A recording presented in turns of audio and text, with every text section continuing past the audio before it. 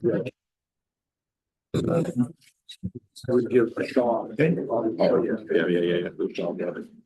and gentlemen, before we begin our regular meeting, we will have, as mandated by law, a public hearing on the Harwood TOD TIF.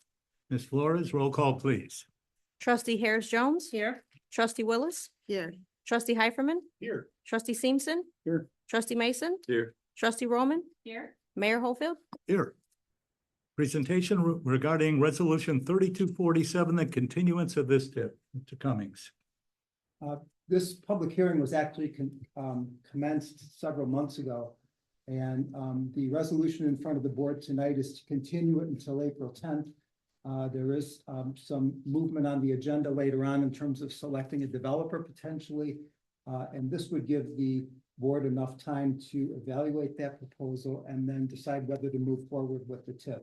Once the public hearing is closed, at that point, the clock starts to run as to whether or not the board establishes the TIF or not. So it's between 14 and 90 days afterwards, that's when the clock starts to run on the TIF. So tonight, that would be my recommendation, is that continue this until the April 14th meeting, and then take a vote, finish the public hearing at that time, and then commence the proceedings. Thank you. Any comments from the public with regard to this matter? Board comments? Trustee Harris-Jones, Trustee Willis? Yeah. Trustee Heiferman? Trustee Simpson? No, sir. Trustee Mason? No, sir. Trustee Roman? May I have a motion to adjourn, please? So moved. Second. Been moved by, That's the resolution. thank you. May I have a motion to pass a resolution to continue this until April 14th? Don't move. Second. Been moved by Trustee Roman, seconded by Trustee Simpson. Roll call, please. Trustee Harris-Jones. Aye. Trustee Willis. Aye.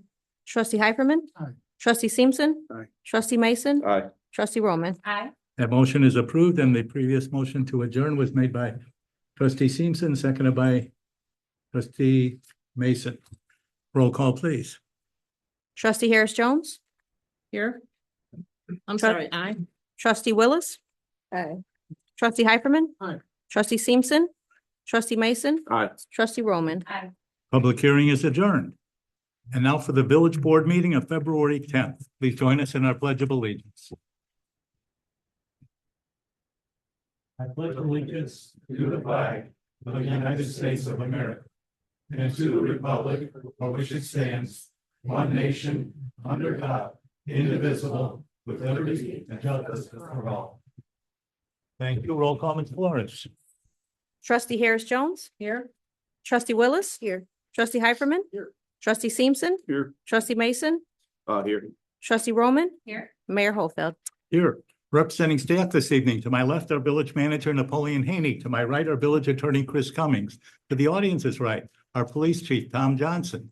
Finance director, Amy Zakowski. Economic and Community Development Director, Angela Maceras. Public Works Director, Josh Berman. And Assistant Village Manager, Karen Sakwa. The minutes of January 27th. Any additions or corrections, Trustee Harris-Jones? Nothing for me. Trustee Willis? Nothing. Trustee Heiferman? Trustee Simpson? Nothing. Trustee Mason? I have none. Trustee Roman? May I have a motion to accept the minutes, please? So moved. Second. Been moved by Trustee Trustee Mason, seconded by Trustee Harris-Jones. Roll call, please. Trustee Harris-Jones. Aye. Trustee Willis. Aye. Trustee Heiferman. Trustee Simpson. Aye. Trustee Mason. Aye. Trustee Roman. The minutes are approved. The claims list in the amount of $1,625,298.72. Comments or questions, Trustee Harris-Jones? Nothing for me. Trustee Willis? No. Trustee Heiferman? Trustee Simpson? No, sir. Trustee Mason? No, sir. Trustee Roman?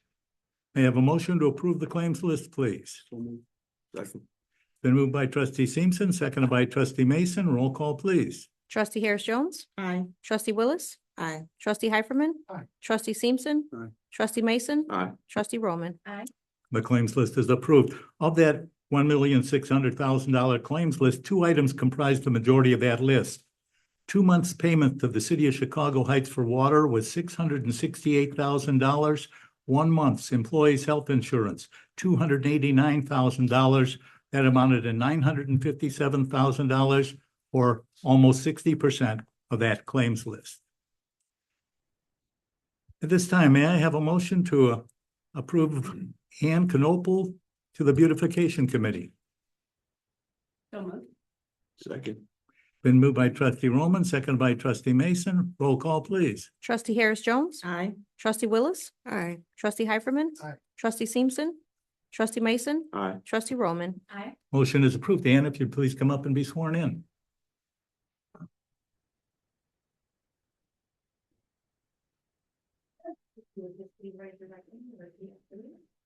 I, state your first name, and the local, having been appointed to, and dedicated to the beautification committee for the village of Homewood, of the village of Homewood, do solemnly swear that I will support the Constitution, that I will support the Constitution of the United States, the Constitution of the state of Illinois, the Constitution of the state of Illinois, and the municipal ordinances of the village of Homewood, and that I will faithfully discharge the duties of the office, of the beautification committee, which according to the best of my ability.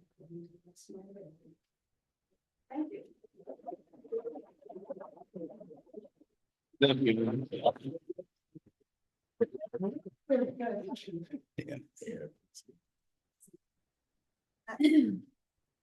Aye.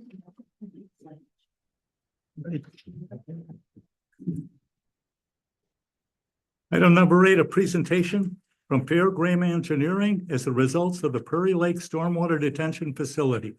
Mr. Haney. Good evening, Mayor and Board, residents. So before we bring Matt Drabeck up, our consultant for Fairgram, to kind of walk us through this presentation, I want to read something. The village has expended time and treasure to work with our partners, Isaac Walton, John Brinkman. I saw he's here, John from Isaac Walton. John, where are you? There he is back there. And Kevin Jennings. Is Kevin here? No. Kevin's not here. To hire a reputable consultant, Fairgram of Aurora, Illinois, to evaluate Prairie Lake's detention pond. We call it the detention pond, but we affectionately refer to it also as Prairie Lakes. The final study in its entirety is posted on the village's website. This nearly 400-page study is so voluminous that we try to avoid printing it to obviously save trees. I would like to thank Amy Crump, who fearlessly and diligently over the course of many board meetings explained the difference between misinformation and disinformation. I believe the book was on tyranny, correct? On disinformation. On disinformation. Okay. Well, tyranny sounds that like it matches in there. You read that one too, but. With misinformation being genuinely false or inaccurate information, and disinformation being false information that is intended to deliberately mislead with wrong intent and motive. I would like to honestly thank our mayor and board who heard the concerns and information that was propagated through print and online media and put their money where their mouths were to commission this for $90,000 study. I would like to thank our partners, Isaac Walton, specifically John Brinkman and Kevin Jennings, who were critical in interpreting and speaking the language of the consultant team. I would also like to thank Terrence Aqua, Assistant Village Manager, and our entire staff for their efforts in facilitating an open and honest evaluation of this pond. Tonight, I would like to introduce Matthew Drabeck, Project Manager for Fairgram Engineering and Environmental Division.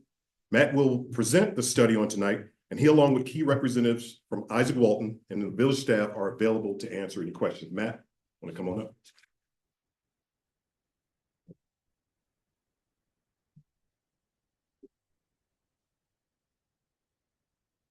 Good evening. Like Napoleon said, I'm Matt Drabeck from Fairgram. I'm an environmental project manager. I'm here to talk about the Prairie Lakes environmental site investigation that we did, obviously in collaboration with Isaac Walton and the Village of Homewood. They're great partners throughout, and so we kind of worked, communicated, and scope of this project, what we needed to investigate, and talked over the results. And they were partners all the way through, which was really helpful for us as well. Just a little bit about who we are at Fairgram. We've been doing this for more than 50 years, environmental and engineering work with municipal, federal clients, watershed groups throughout the Midwest, not just in Illinois. For me, myself, I've had experience with phase 1 and phase 2 site investigations. So environmental site investigations, soil investigations, water quality monitoring for the EPA, DNR, municipal clients, and then even wetland delineations and some biological research. is my background, from my work experience, over 10 years work experience, and my education from the University of Illinois.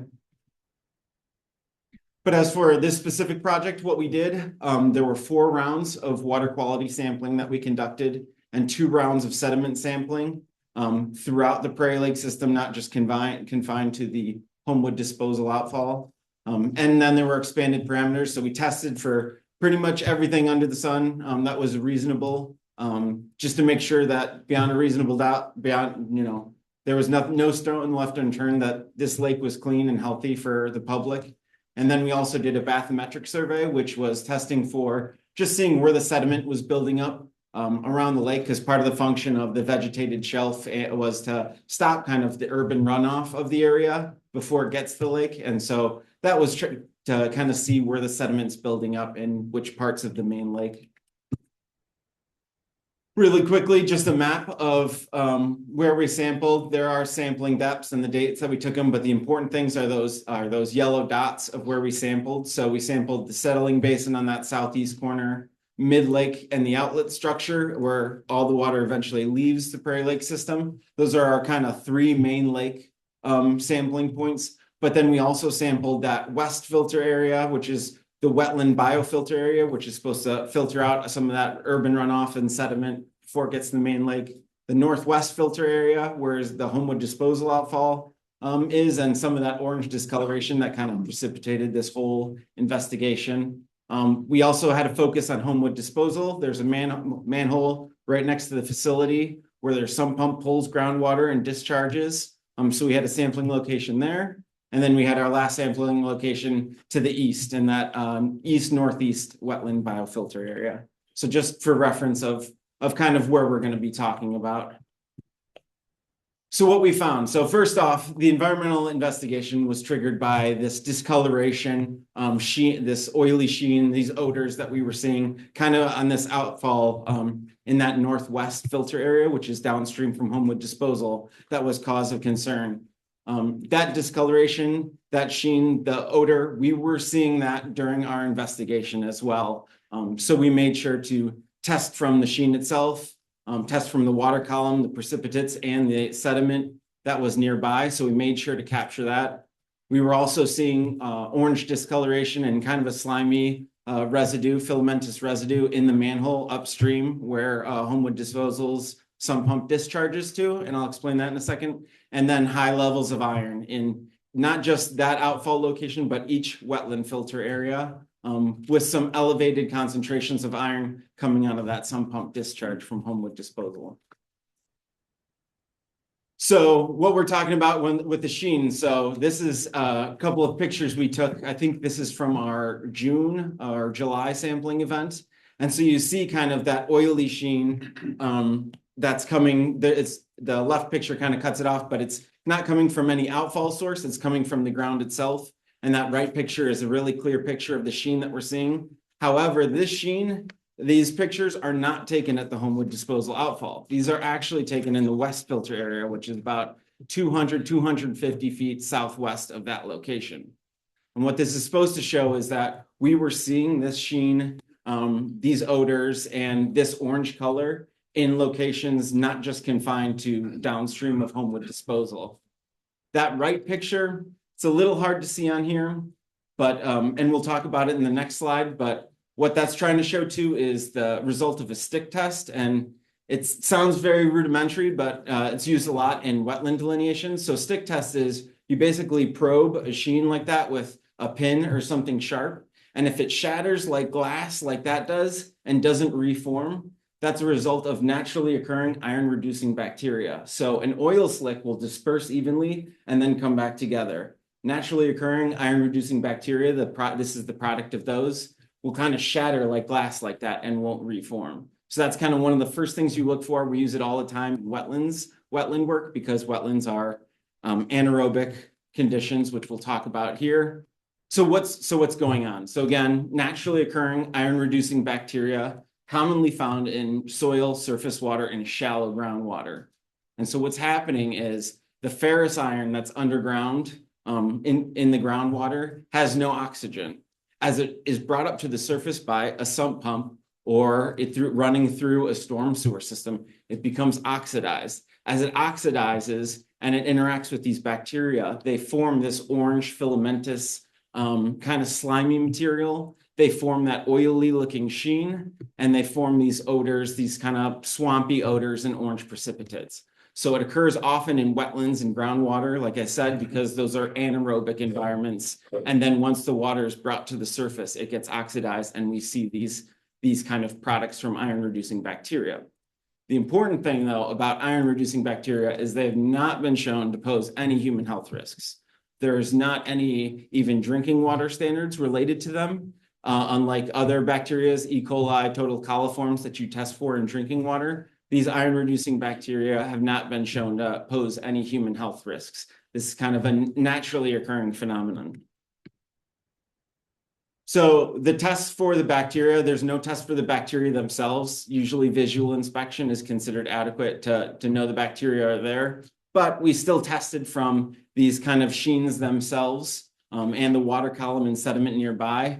And we're not seeing those high concentrations of volatile organic chemicals or polycyclic aromatic hydrocarbons. So chemicals related to oils and petroleum products. We weren't seeing those in the sheens, in the sediment nearby, in the water column. And again, these bacteria, no human health concerns are noted, but aesthetically, obviously it can be displeasing. It forms that kind of orange slime, orange discoloration, red discoloration in the water, and can sometimes clog up stormwater infrastructure and screens. But as an overview of, obviously, because we weren't just looking at that one outfall location, we wanted a holistic view of how the health of the Prairie Lake system was. So we used the IEPA water quality standards for surface water and retention ponds. These are the applicable surface water standards that are for Prairie Lakes.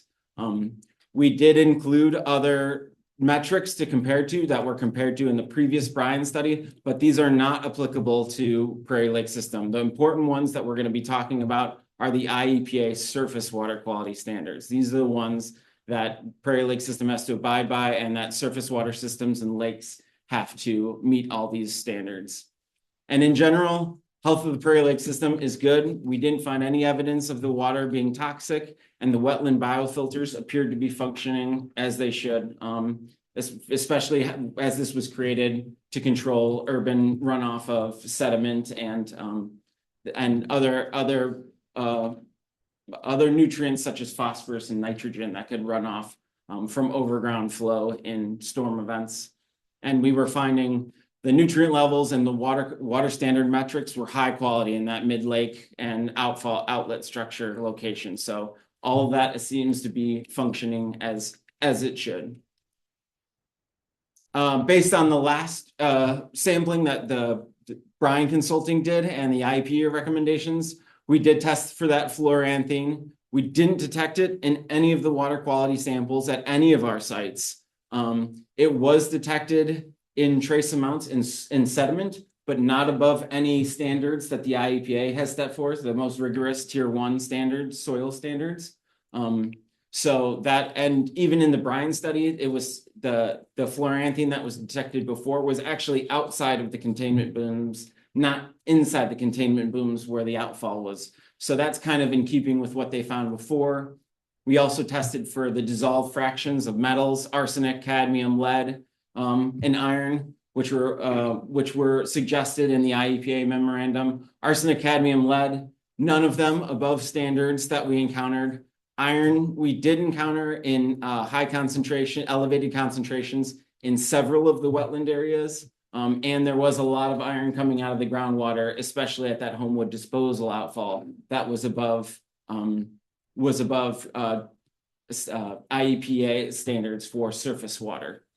And we also employed low-level mercury detection. We did find trace amounts at several locations, not above any standards. There was one detection slightly elevated at the outfall structure during a rain event, which is the most confusing because it should be the most diluted there. But we all recommended steps of continued monitoring later on to address that. But as far as other contaminants, PCB, TPH, these are all things related to transformer fuels and oil products. we weren't getting detections of pretty much across the board, all these contaminants. The ones that we did detect of these benzos, which are associated with oil products, were trace detections in a couple locations, but none above IEPA, the most stringent IEPA surface water standards. But we were seeing some effects of runoff nutrients and organics in the wetland areas, which shouldn't be surprising. Total suspended solids, so all that sediment, chlorides, nitrogen, phosphorus, which is pretty regular to see in these wetland areas. And that's part of the point, is that they help that filter and stabilize the water column before it gets to the main lake. So it's kind of functioning as intended. And that wetland biofilter that I keep talking about, the picture on the left is an example of kind of what you'll see around the lake. That's Phragmites and cattail. So typical wetland plants stabilizing the soil and kind of helping filter out some of those nutrients before they get to the main lake. And then the right picture is iron in the groundwater. So that kind of orangish tint you'll see when there's a lot of iron in the water. You'll see some of that discoloration. General sediment sampling findings. We did get some detections of volatile organic compounds that were also detected in the Bryant study. But we did detect them not just at the Homewood disposal outfall. It seems like there's some background concentrations across the northern sites. And to be fair, the IEPA has high background concentrations associated just with that they ascribe to all metropolitan areas, just because of the developed use of urban areas, metropolitan areas, and their history. They kind of anticipate that some of these levels will be higher. But we did, residential and industrial, there were ingestion standards. So if, the sediment was accidentally ingested, there was one standard exceeded in a winter event near the Homewood disposal outfall, and two exceeded on that east filter area. So 400 or 500 feet east of the Homewood disposal outfall. And again, it seems like some of these the detections were limited across that northern site. So it seems like background concentrations in these soils, but no metals detected above tier 1 exposure specific route values. So those are the most stringent IEPA soil values. Really quick, just to this is the result of the bathymetric survey. I'm not going to go too much into this, but just to show what it's basically showing is there's about half a foot to a foot of sediment through most of the lake. So not a lot of buildup. Southeast corner, that southwest corner, and that northwest corner, there's sometimes between a foot and a half of sediment. But it seems like those, for a system like this, that's not much at all. In fact, we had trouble finding sediment to test. So it seems like the wetland filters are doing their job. The vegetated shelf is doing the job, and any runoff and sediment that's coming into those areas is kind of being kept back and held by the wetlands, so that it's not filling the lake with sediment and turbidity. And then lastly, the next steps and targeted recommendations. So first and foremost is educational signage around that outfall. So those pictures I showed were obviously at the west filter area. So a couple hundred feet away from the Homewood disposal outfall. I think one of the reasons though that that wasn't immediately alarming, or there wasn't a call to action at that location, is it's very far off the pedestrian paths. It's not very visible. That Homewood disposal outfall, that discoloration we're seeing there, is right off the pedestrian path. So a lot of people are seeing it. And then, if for a general public, it's understandable why it would be alarming. This is a very common occurrence for people to call in what they're seeing from iron reducing bacteria and have health officials come out just to tell them what's going on. So to avoid, just keep clarity and avoid confusion, educational signage, especially in that northwest filter area. Some continued and focused monitoring, especially in the main lake and the outlet structure where the water's ultimately leaving the lake to join other rivers and waters of the US. Some continued and focused monitoring there for things that are either have to be reported in their MS4 permit, or just to make sure that we have no continued problems with the water quality leaving the lake. Algae management is always an option. Obviously, there's always going to be some level of algae in retention ponds and lakes like this. but there are non-invasive treatments that you can do, copper sulfate, which is, just as toxic as dropping a penny in the water, basically. It's not much, but having qualified companies come do that to treat for algae would help with phosphorus and dissolved oxygen levels in the main lake, which weren't problematic, but again, it's aesthetically displeasing. Fishing awareness, we talked about this actually with our Isaac Walton partners. I was having trouble finding specific fishing recommendations online for the Prairie Lake system. But for systems like this, retention ponds, Prairie Lakes, it's pretty common to have catch and release only for fishing here. So that just as a precaution. So we figured that would be something that would probably be prudent to implement at the Prairie Lake system. And then lastly, there is always the option of pre-treatment of outfall discharge, specifically that homewood disposal. There are things like actually aerating the ferrous iron early so that it precipitates out into those iron flakes. And then you can filter that out to kind of get rid of some of that orange color discoloration and slime before it gets to the main lake. And these are just a couple of options that we had been exploring and talking about with our partners.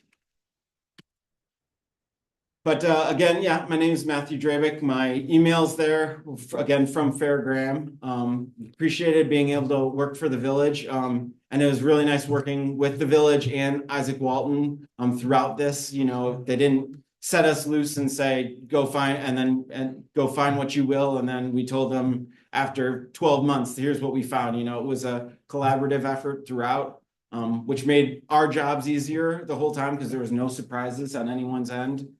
We made sure to check all the boxes and investigate what we think needed to be investigated and agreed upon how we interpreted the results. So it was nice working with both the village and Isaac Walton Preserve. And thank you for your time. Matt, thank you. Very comprehensive report and study. Appreciate it. Yeah. Comments or questions from anyone in the audience? Okay. Yes, ma'am. Come on. So the 175th Street corridor is one that the village is looking to develop. So how moving forward and what is your firm recommend or is like filtering, like what you were kind of loosely recommending for home disposal? Is that something that you would think would also be a good idea as that is economically developed since it's used as those kind of developments? For other sump pumps and stuff like that. So yeah, this because we were finding that iron all over, you would probably, anytime a facility had a sump pump discharge that went directly to the lake, they would probably encounter the same result, the same thing where we'd see that orange discoloration, that filamentous residue. So everything on that street has to go into Isaac Walton because it's a W. It's not. Oh, you can't go the other way. It's the wrong. right, Okay. yeah, So yeah, but filtering, like everybody's stuff. so yeah, if it's a direct discharge, yeah, you would see this because again, we weren't seeing just the iron right only on that one spot. It was all the way as far as that east filter area, and even the west filter area. We were getting detections of iron all over. I will say about iron in general, why the EPA is a little more lax about any iron regulations is because ferrous iron, so that water without oxygen or iron naturally, you won't find it a lot in surface water because once iron hits the oxygen, it'll turn to rust and it'll kind of flake out and precipitate out of the water column. So as it moves through the water, it kind of, all that iron in the water will kind of naturally settle out into the sediment where it's coming from originally anyways when it's pulled from the groundwater. But yes, to avoid that discoloration and kind of that aesthetically displeasing, I mean, any sump pump system that would set up, we would probably recommend filtering that out, all those precipitates out. Jeff? Yes, Matt, I had a question about your, I think it was number 4, fishing awareness, Oh. right? Yes, yeah. I read your report. I didn't read the whole thing, but I read most of your report over a week, this morning. And under fishing awareness, you talked about the threat that mercury poses in a fishing environment, Right. especially for catfish, Yeah.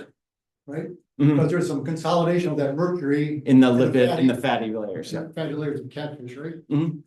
Then I proceeded to read, the village's summary. And it said there was catch and release only right now in Isaac Walton. And today I happened to be down there. And it says our daily limits per member are 2 catfish, 2 trout, 8 total bluegill, perch, crappie, and or sunfish. So earlier we talked about misinformation, disinformation, let alone the fact I'm a little confused. Are we saying tonight that no one at Isaac Walton will be taking home and eating, frying, cooking fish based on the mercury levels? So for the mercury level specifically, so not only did we test during all 4 rounds of it, but and only the one test, again, when it was the most diluted with the runoff from the storm event. And kind of what should be the most surprising, that's the one you'd typically see the mercury level lowest.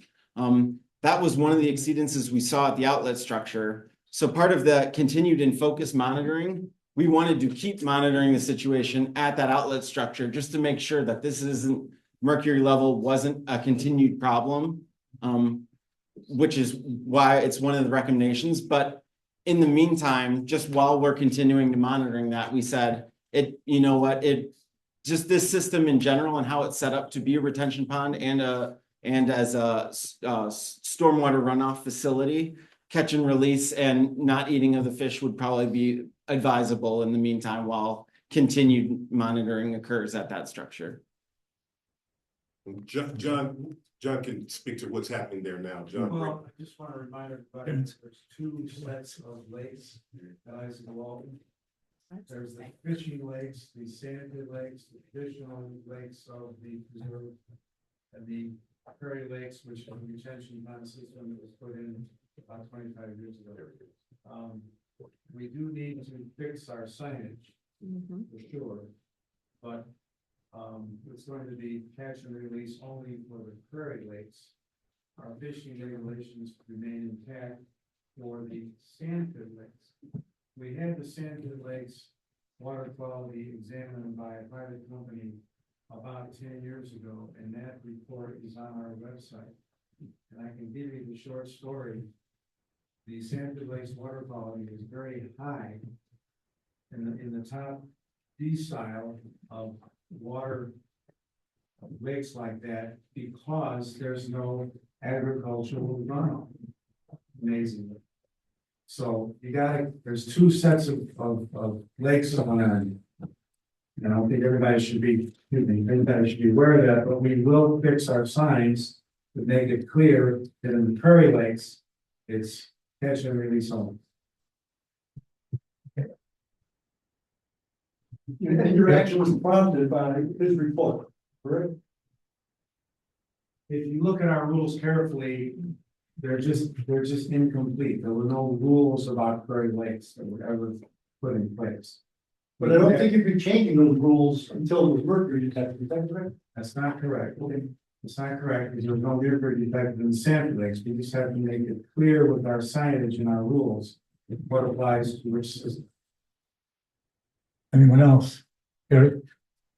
Yeah, the iron, is that like a regional issue or is that associated to what's the source of it? It's just like metallic. So yeah, the iron is a lot of times it's naturally occurring in the soils, iron and chlorides as well come from the soils a lot of the time. In fact, NPD, so any people who are discharging directly to flowing rivers and stuff like that in Illinois, just about 50% of them exceed that 1 milligram per liter iron. The average is about 3, sometimes it's up to 200. And the EPA a lot of times doesn't, and there's no enforcement action behind it because the extenuating circumstances are that it's just naturally occurring in a lot of these soils. The problem specifically what we're seeing with that homewood disposal is that it's going straight from an anaerobic and then once that gets oxidized, it's very visible, the products of it. But the iron is in the soil and that's why once it precipitates out in the lake and goes back into the sediment, that's where it came from originally. And there's just some soils with higher iron content than others, and that's just kind of a background concentration thing. In the back. Yes, please. If you could stand. Oh, man, I didn't see Carol. River ones, an issue that I heard anecdotally that the, historic land use along 175th Street where home disposal is, that was decades ago, a municipal landfill. So I was wondering if you looked at any old land use maps to see whether or not there's like a bunch of buried municipal stuff that would be leaching into the groundwater because we have sandy soils along there and I'm being surprised that there would be that much iron associated with this old Bill Stand loan. Yeah. So typically for like for like some pump water, it can be as high as like 50 parts per or 50 milligrams per liter, parts per million. It's kind of the same. We were getting mid-20s, I believe, at Homewood Disposal, and I think it was 3 to 4 by the time it was in the wetland filter areas. As far as testing for things that could have come from the previous landfill, that was the expanded gamut of testing that we tested for kind of everything. Like all chemicals, volatile organic chemicals, polycyclic aromatics, that could have been leaching in, specifically for iron. By the time the MS4 permit for the village, the municipal separate storm sewer permit, their testing location is actually past that outfall structure where they have to test and meet these regulations by the time it gets to the main. We just want to clarify too, you mentioned that at some point in time historically, there may have been a municipal landfill in that area. We have no evidence of any municipal landfill ever being present in that area at all. That was a part of the Washington Park racetrack. Then that detention pond was actually created and dug out after the Washington Park racetrack burned to the ground.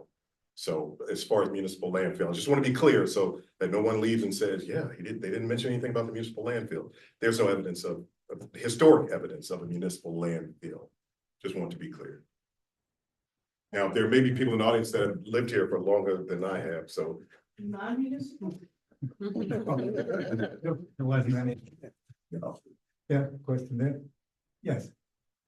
Yeah, so I also want to talk about the iron, because when we say that it's not toxic, but your report says these iron concentrations make the water unsafe for human consumption and present potential acute toxicity risk for aquatic animals. We know aquatic animals go in and out of this space, so it is toxic for them.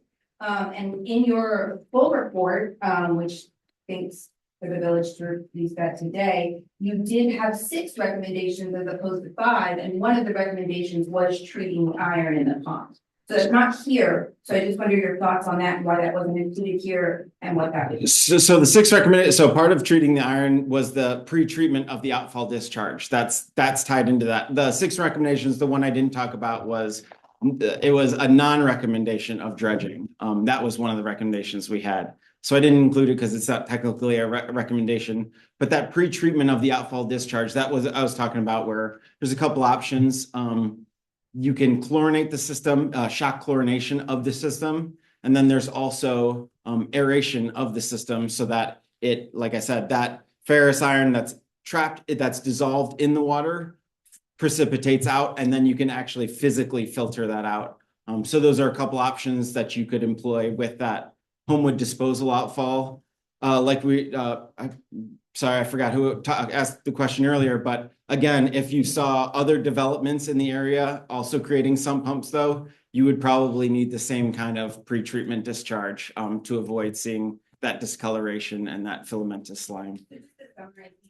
The iron is coming from the groundwater Mhm. and treating it at home disposal would prevent the acute toxicity in the Northwest.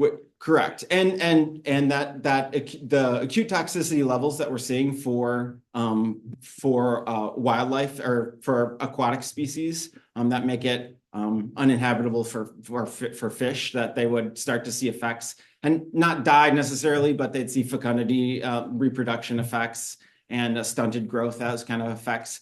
that doesn't extend to the main lake. That's kind of concentrated in those wetland filter areas before it gets to the main lake. That was another thing. We're not seeing any of these nutrient issues by the time it gets to the mid lake or settling basin or outlet structure location. Because that's kind of what these wetland biofilters are supposed to do, filter that out. So as that iron moves through the system, it really quickly precipitates out, and then we weren't seeing any issues further on. But yeah, around those wetland areas themselves, there would be issues for aquatic life and maybe reproduction or stunted growth and those kind of things because of the iron content.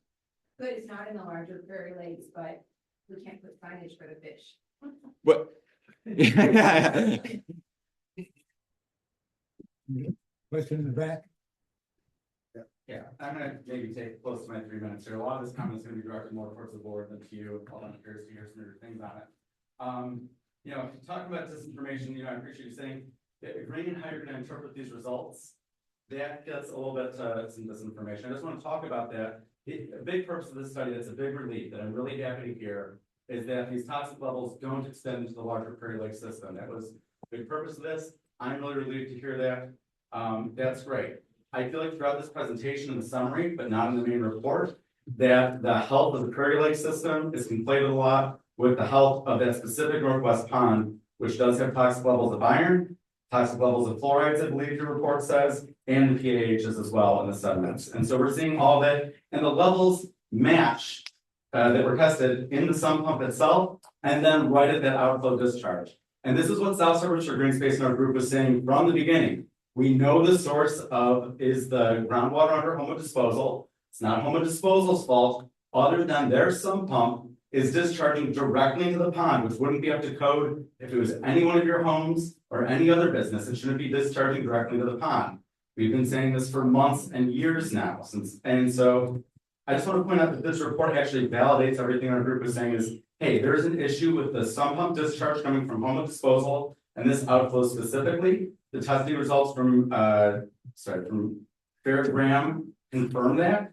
And so there is a major toxicity problem in the Northwest Pond. And the number one thing we're asking is to deal with the discharge, have a discharge over the field next to it, do pre-treatment, do something to address that discharge coming from Homo Disposal sump pump. That was our main ask of this group, and we were ridiculed by many of the board members up here for trying to get you to act months ago. And we already had the dye test that your own village public works department conducted, and testing from, I forget the other company, from Brian. They also confirmed these toxic chemicals right there at the outflow. So we already knew a lot of this already, that there's a problem in the Northwest Pond and the outflow that you could have been acting on this entire time. So the source of the pollution is the sump pump discharge, which we said. The direct discharge of the pond violates your municipal code regardless of the presence of pollution. There's toxic iron chlorides and polycyclic aromatic hydrocarbons right there. I just want to point out that, yes, we're not worried about the bacteria that feeds on the iron. The iron itself is toxic at high levels. And so it's the village's responsibility to force Homo Disposal to correct their sump pump discharge. And the Fairgram report explicitly recommends pre-treating the water before discharging. This is exactly what we have been asking for from the beginning. The Fairgram full report recommends concrete steps to improve the health of the Northwest Pond. I just really hope the board will now finally take action to address this and remediate it, and not use this summary report, which is a little bit rosier than the full report, to not act. I'm really glad the health of the Prairie Lakes is sound, although we also, years ago, asked for signage for people not to be fishing and eating the fish out of the ponds, and that was ignored by both the Isaac Walton board and the HHW. Your time is up. Okay, so I just really hope that you guys will take action now that you have this report. Final question, anyone else? If not, board comments. Trustee Harris Jones. Matt, I would like to thank you so much for your great presentation. I think you've opened our eyes to a lot of things that are going on in Prairie Lakes. We appreciate all of your education. I think for one, the educational signage will be a good thing to do for that area, so that visitors, residents, people that have pets, wildlife, all of that will be educated on what's going on in our lake. And I think I shared when we were in discussions, some, because obviously other places have taken steps to put signage where this has been seen in other lakes and wetlands before. So there's obviously plenty of examples that, the board and the village can use to going forward to create signage for around those areas. Mr. Willis.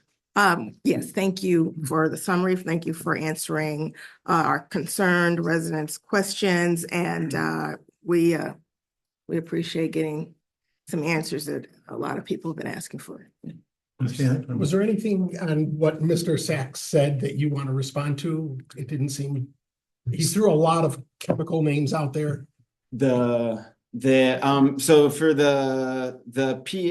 one of the things he was saying too is when he's talking about some of the things being present in the groundwater and how he's like, it's not their fault necessarily that they put it in, that it's in the soil, but it's that the sump's pulling it out of the soil. And we did find, like we said, not just at that northwest filter area, but that east filter area, some of those PAH chemicals that he was talking about, that were at an exceedance of, it was one time at that west filter area and twice at the east filter area, which is, I forget which street that's under, but it's at 400 feet east of there, that were in exceedance of ingestion standards, class 1, residential and industrial ingestion standards. How far that go, like where those chemicals go in the sediment and how far it expands through Homewood. I mean, sometimes I know from our work from the city of Aurora, when we do water main projects and sanitary sewer projects, when they're removing that soil, we have to test for all these same things to make sure if they either have to landfill it or they can reuse the soil elsewhere. And it's common to see some of these VOCs and PAHs, the chemicals that he was discussing, in soils in urban areas, just because, back before the 70s, based on when development happened, reporting limits and regulations weren't as strict. So the IPA recognizes that sometimes these chemicals are in background soils and them potentially being introduced into the water, from soils. Thank you for clarifying. I hope the group feels some vindication. Although I hope some of the vitriol stops even today. Some of the nastiness that's coming out is really uncalled for. And I'm glad we're moving forward, and I hope that we continue to make sure that we follow the recommended steps and keep going. It's always going to be an issue.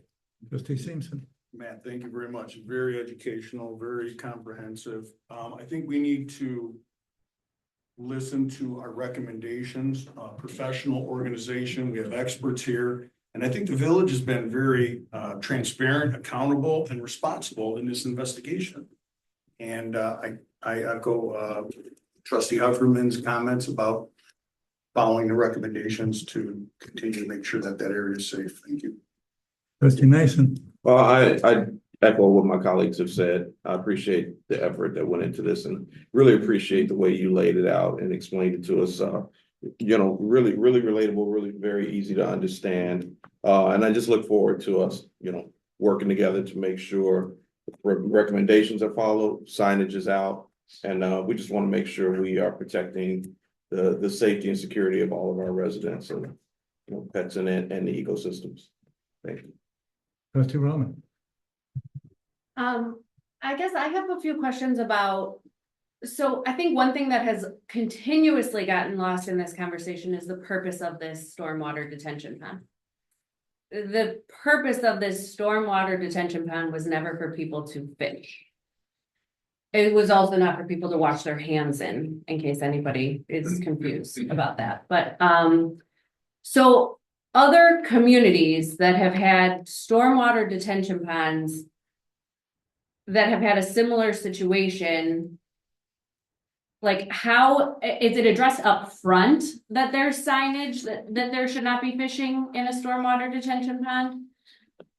Or swimming or any of those things? Or like where, like, or should the sub pump not have been, like, where did it go wrong is basically what I'm trying to get at. So I guess there's a lot of different things in that. So as far as the no swimming and no fishing, that's very common for detention facilities, to have that kind of signage and those Okay. kind of regulations. As far as the testing that was involved here, that's not typically required we tested for everything we tested for because we wanted to make sure that there was to address the contamination, the concerns of contamination that were coming in through the lake. And that's why it wasn't just around that outfall. It was all through the Prairie Lake system. That testing is not typically required by any other retention ponds are not doing that. But it all precipitated from that discoloration and that sheen and stuff like that we were seeing. And again, that's a combination of several different things, background soil, iron concentrations in the background soils, and the fact that, yes, the sump pump discharging into that filter area, because it goes from that anaerobic to the aerobic state in that short amount of time, that we are seeing that. And so in other retention ponds, if they're not pulling up groundwater like that, then they're not going to see those issues. Or if there's no wetlands associated, so hydric soils associated with wetlands. Like I said, we see that quite often too, because the soils become inundated with water.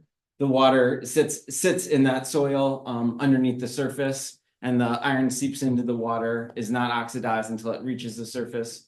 So other detention ponds that don't have those wetlands, don't have those sumps dumping into them, and don't have the background concentrations of iron in their soil, they wouldn't see that orange filamentous discoloration or these oily sheens and stuff like that. So some of those are just a result of the area and the situation going on with the disposal.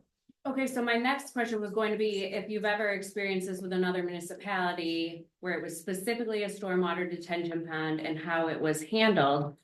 But you said that typically they don't test stormwater. Yeah, we're not all the VOC, PCB, all these contaminants we're testing for, like a municipality is not going out typically and doing all these tests because they don't have it's not required monitoring through the EPA. And I think even this testing we did, wasn't strictly set forth by the EPA, anything. We just wanted to make sure that the water quality was, checked all the boxes and that we were checking for everything possible pollutant. So it's kind of an atypical situation because yes, in other retention ponds, there are eventually when it reaches waters of the US, so flowing rivers, creeks and stuff like that, there are water quality metrics that you have to meet, but it's much more limited than what we were testing. It's things like pH and nutrients and dissolved oxygen, total fecal coliforms, that kind of stuff. But we tested for way more than that, and that's not something that you would typically see tested in any other municipality, unless you had a reasonable concern, which is how this kind of all unfolded. Okay, so do you feel like this was kind of above and beyond? The village kind of went For the above testing, yeah. I mean, this testing does not occur on every retention pond across the US. Most retention ponds are not permitted with MS4 permits or NPDES permits or anything like that, where they're regularly required to monitor these nutrients and hit these metrics, partially because the point of retention ponds is to have some of these nutrients settle out and flow naturally through the system before they get to main bodies of water. But unless you had unless there was a reasonable suspicion that someone was dumping and there was contamination directly linked into a retention pond, you would not test for these chemicals at other municipal retention ponds. No. Okay. And then just to clarify something that was said by someone in the audience, I just would like to hear like a yes or no from you. Do you believe that there is a major toxicity problem in the North Pond? No. Okay, thank you very much. Well, as someone who's out there with my dogs every morning, I have never seen anyone drinking the water. I've never seen anyone. Yeah, we didn't clear it for potable drinking. And all of the fishermen there in the large lakes, as John had said, it's catch and release. I've never seen anyone take any fish out of that. Yeah. I appreciate your study. I appreciate the comments of the folks in the audience. And what I think is most important is in your summary, where you specifically say that Prairie Lakes is not toxic, its functioning is designed, and does not pose a public health hazard. So thank you very much. We appreciate it. Yeah, of course.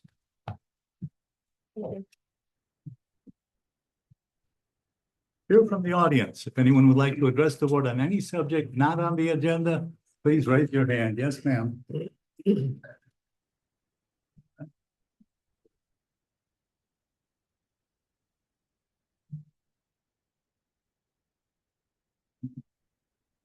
Hi, it's me again, Jackie Riffus, Bloxmore, Illinois.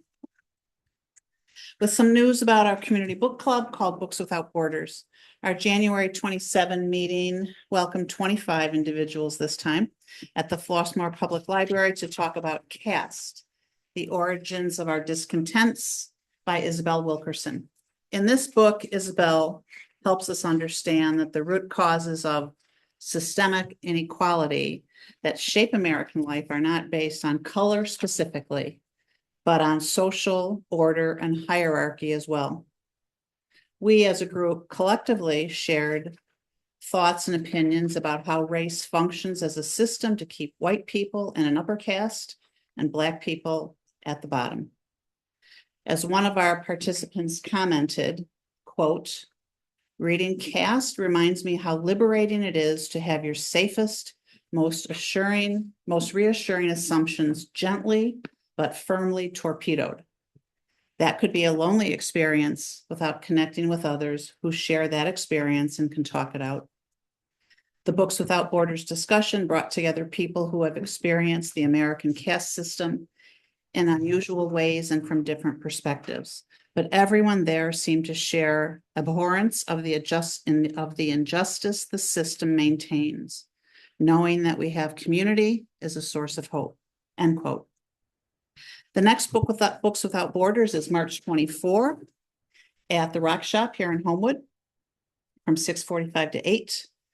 We aren't reading a book, but we're going to be talking about the 3 books we've read to date and share lessons learned, discuss untold history, and how knowing more helps us navigate the whitewashing of America that we are currently experiencing.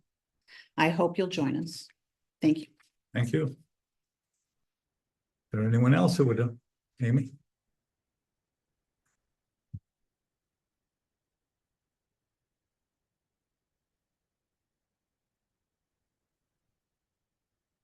Hi, it's me again, Amy Crump, Homewood resident. Today I have a short statement I would like to read, derived from a number of sources. For successful political defiance against dictators, it is essential to grasp the idea of non-cooperation. Simply put, if enough of these so-called subordinates refuse to continue their cooperation long enough, despite repression, the oppressive system will be weakened and finally collapsed. Mass non-cooperation and defiance can so change social and political situations, especially power relationships, that the dictator's ability to control the economic, social, and political processes is taken away. This is called nonviolent coercion. Now, every regime depends on support from institutional pillars such as business, labor, education, media, civil services, civil servants, faith, military, and police. And enough non-cooperation in any of these areas will cause a pillar to be unreliable. Refusing to do what is expected and disrupting the normal course of events and withdrawing support from unjust or illegal policies weakens the regime and creates cracks in its foundations of power. I invite everyone to join Action for a Better Tomorrow South Suburbs chapter for our Democracy is Not for Sale rally. We will be at the Veterans Memorial on Monday, February 16th from 1 to 3 p.m. and we hope to see you there. Thank you. Thank you. Is there anyone else who would like to address the board this evening? If not, Mr. Landry.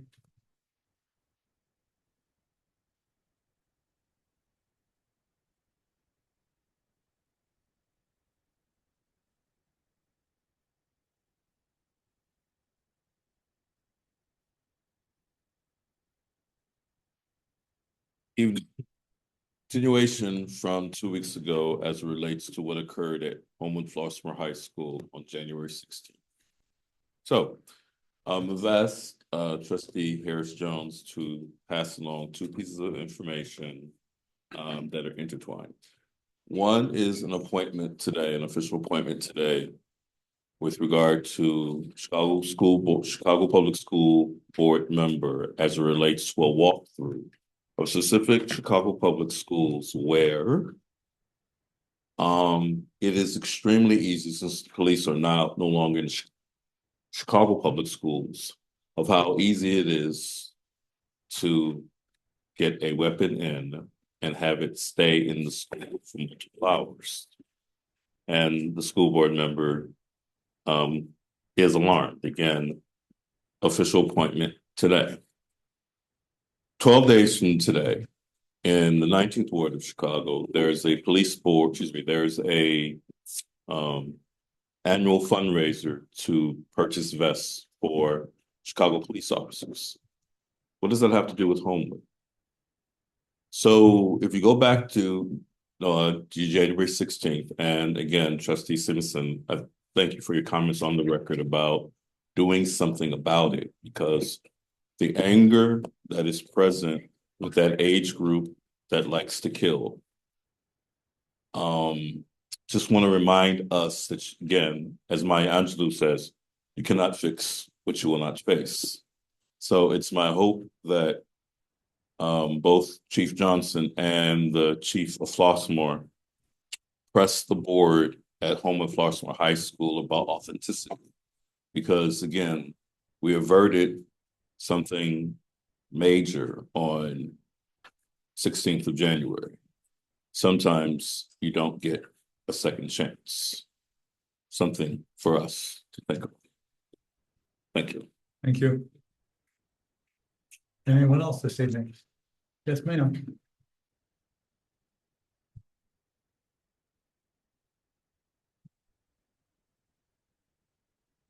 Good evening, board members. Good evening, Mayor. Good evening, the community at large. I would like to piggyback on Mr. Landry's comments. Today, I officially withdrew my son from Homewood Flossmoor High School. It was a very disappointing experience.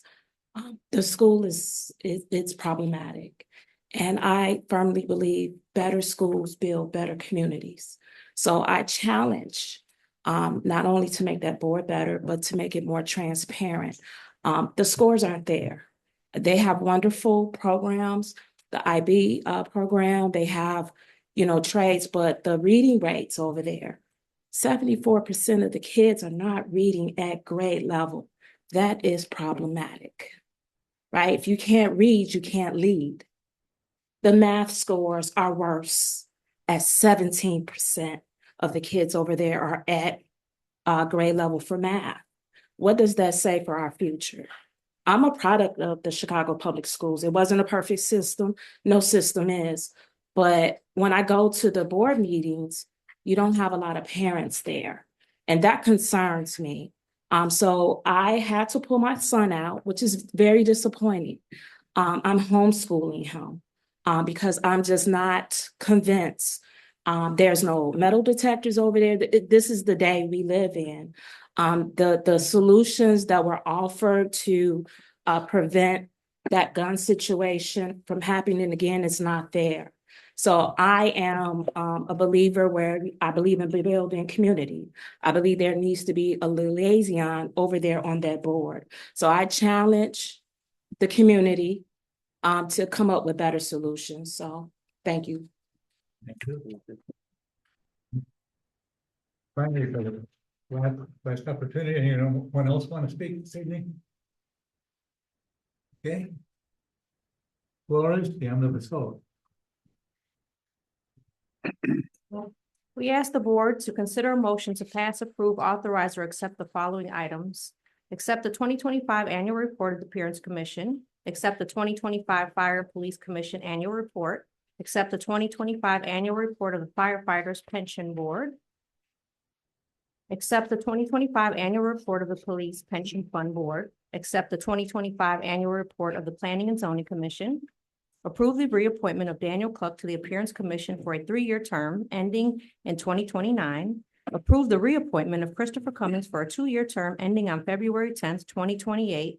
Approve the reappointment of Deidre Robinson to the Senior Advisory Committee for a 3-year term ending February 2029. Pass ordinance M 2395 adopting the official zoning map for calendar year 2026 reflecting amendments which were approved by the Board of the Trustees in 2025. Approve a budget amendment in the amount of $65,215 to waive competitive bidding due to the utilization of a vendor through a purchasing cooperative and authorize the purchase of one Ford Police Inceptor from Curry Motors in the amount of $45,715 and the purchase of lighting, accessories, and equipment in the amount of $19,500 for a total amount not to exceed $65,215. Pass ordinance MC 1094, increasing the amount that triggers formal competitive bidding and prior board approval from $20,000 to $25,000 and increase the village manager's authority to approve routine purchases and make minor budget adjustments up to $25,000. Approve a budget amendment R 3248 in the amount of $40,000 and pass a resolution authorizing the village president to enter into redevelopment agreement to reimburse eligible expenses for improvements to the building at 2034 Ridge Road for the interior renovation of 69 Prime Restaurant in an amount not to exceed $40,000. Thank you. Comments or questions from anyone in the audience? If not, board comments, trustee Harris, trustee Willis, trustee Hyperman. Although there's a lot of important things in this agenda, all of the approvals of the various boards and commissions and committees, just want to point out, here we are approving it, but that is so many meetings for the whole year for dozens and dozens of residents that have gotten involved and doing their civic duty. Just want to congratulate them at this point. Trustee Simpson. Nothing, sir. Trustee Mason. No, sir. Trustee Roman. Nothing from me. I have a motion to approve the items on the consent agenda, please. So moved. Second. Been moved by trustee Simpson, seconded by trustee Harris Jones. Roll call, please. Trustee Harris Jones. Aye. Trustee Willis. Aye. Trustee Hyperman. Aye. Trustee Simpson. Aye. Trustee Mason. Aye. Trustee Roman. Aye. The consent agenda is approved. Old business, redevelopment agreement for A&R screening. Ms. Messina.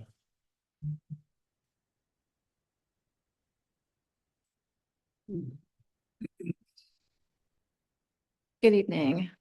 In October of 2023, the village entered into a redevelopment agreement with John Leroy, who is the owner and CEO of Apparel Redefined, to construct a facility on village-owned vacant property, which is 4 acres at 1351 175th, and to renovate the office building that is adjacent at 1313 175th.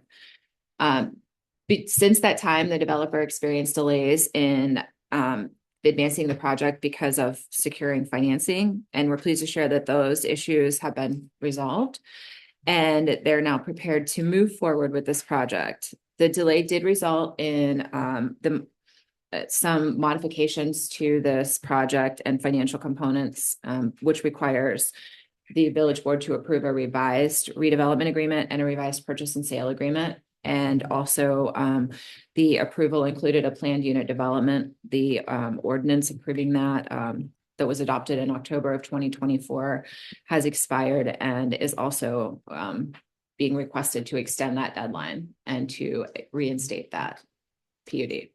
And the owners are here too. Mr. Leroy, Mr. Paluski, anything you'd like to add? Just want to say, thank you, Mayor, the board, village staff, everybody for continuous support of the partnership. I'm grateful for the patience and the process. But we're doing right now to move forward with the communication. Finally, it's only been 2.5 years. Financing is not easy to get.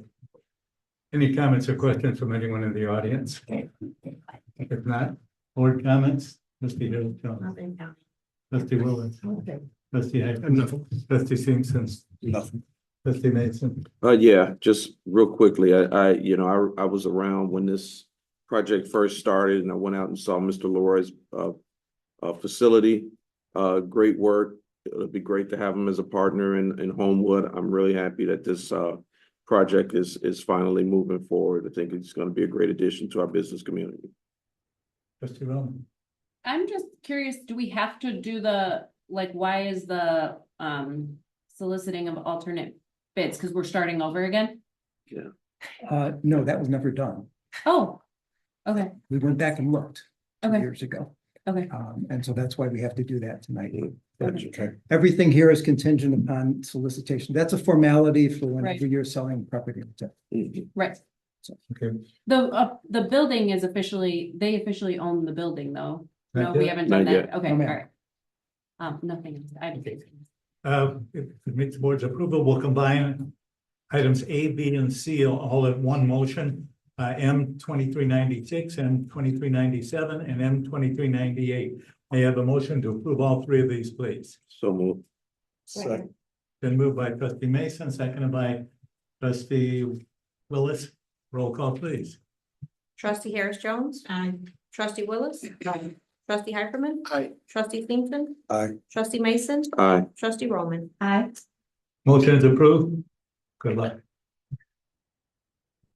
Again, Ms. Maceris, new business.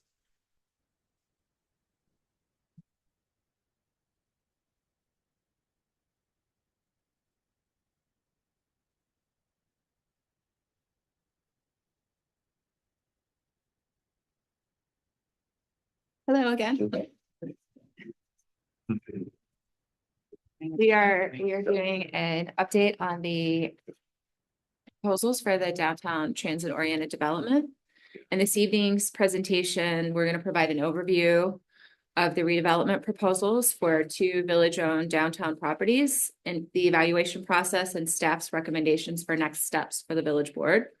We were very pleased with the response to our RFP that was issued in September, I believe. And all of the proposals were very strong. Each development team has been wonderful to work with, engaged throughout the process. Narrowing this field was not an easy task. Staff tonight is going to present the 3 remaining proposals and the top 2 of those proposals based on our evaluation criteria. And that was established in our RFP, which is the request for proposals. We are using that criteria. And we reviewed it by a staff committee that included representatives from all of the village departments. And Noah and I will present now these results. Hey, good evening, board. So just to give you a very, very quick recap on just where we're at in this process, we're looking at these 2 properties, a little bit over 1 acre of land in our downtown, prime properties for transit-oriented development, development that really benefits from its proximity to our transit stations. So these are 2 properties that we put out for a request for proposals back in September. We put it out for 8 weeks. It was an opportunity to market these properties and really just build relationships and gain, I guess, some awareness of these properties with developers. We ultimately, after requesting qualifications, project information, we ended up getting 6 proposals from that request for proposals process. It was one that staff was extremely engaged in, and a lot of great relationships were built during that time. So on December 9th, staff presented a brief overview of all the proposals. At that time, we had 6 proposals. Following the meeting, we did detailed review of each proposal. We did interviews with each group, and we looked at the zoning compliance and evaluation criteria. We chose 4 proposals at that point to go to the next phase. And then we engaged our Ryan LLC, which is our TIF consultant, to conduct preliminary financial review. And that included the developer return and budget analysis, scenarios with and without village assistance from the TIF district. And I should note that both of these properties are in the downtown TOD TIF currently, and they will be in the new Hartford TOD TIF. And we relied on Ryan's verified financial figures when we evaluated their incentive requests. So during that time, a couple of the reasons for the elimination from consideration. The original proposal was from Tim Flanagan, who is the Hartford building developer. They withdrew due to financing at this time. One of the proposals, larger than life, did not comply with our current zoning regulations. And most recently, following our discussions on our recommendation, one of the other proposals has withdrawn from this process. So that leaves us with our three. And I'm going to briefly just give you a sense of who these proposals are and what they are.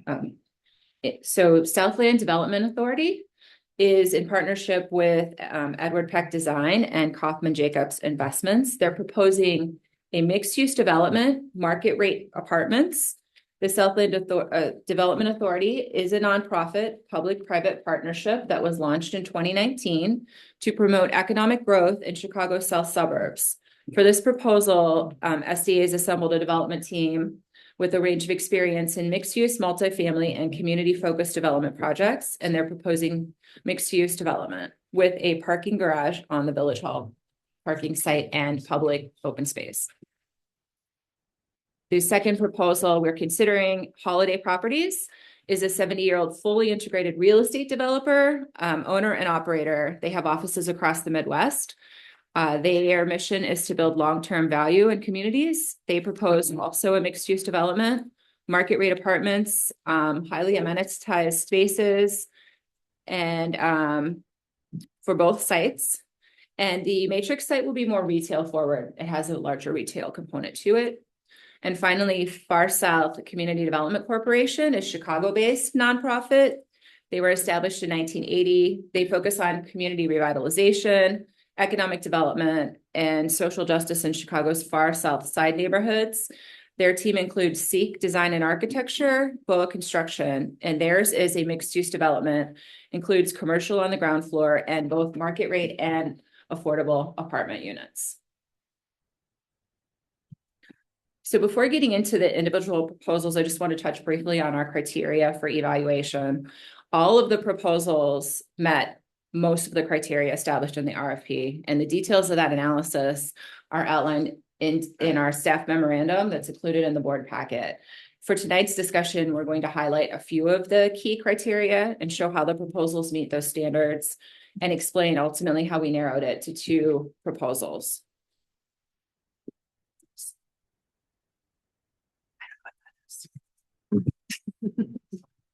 Thank you.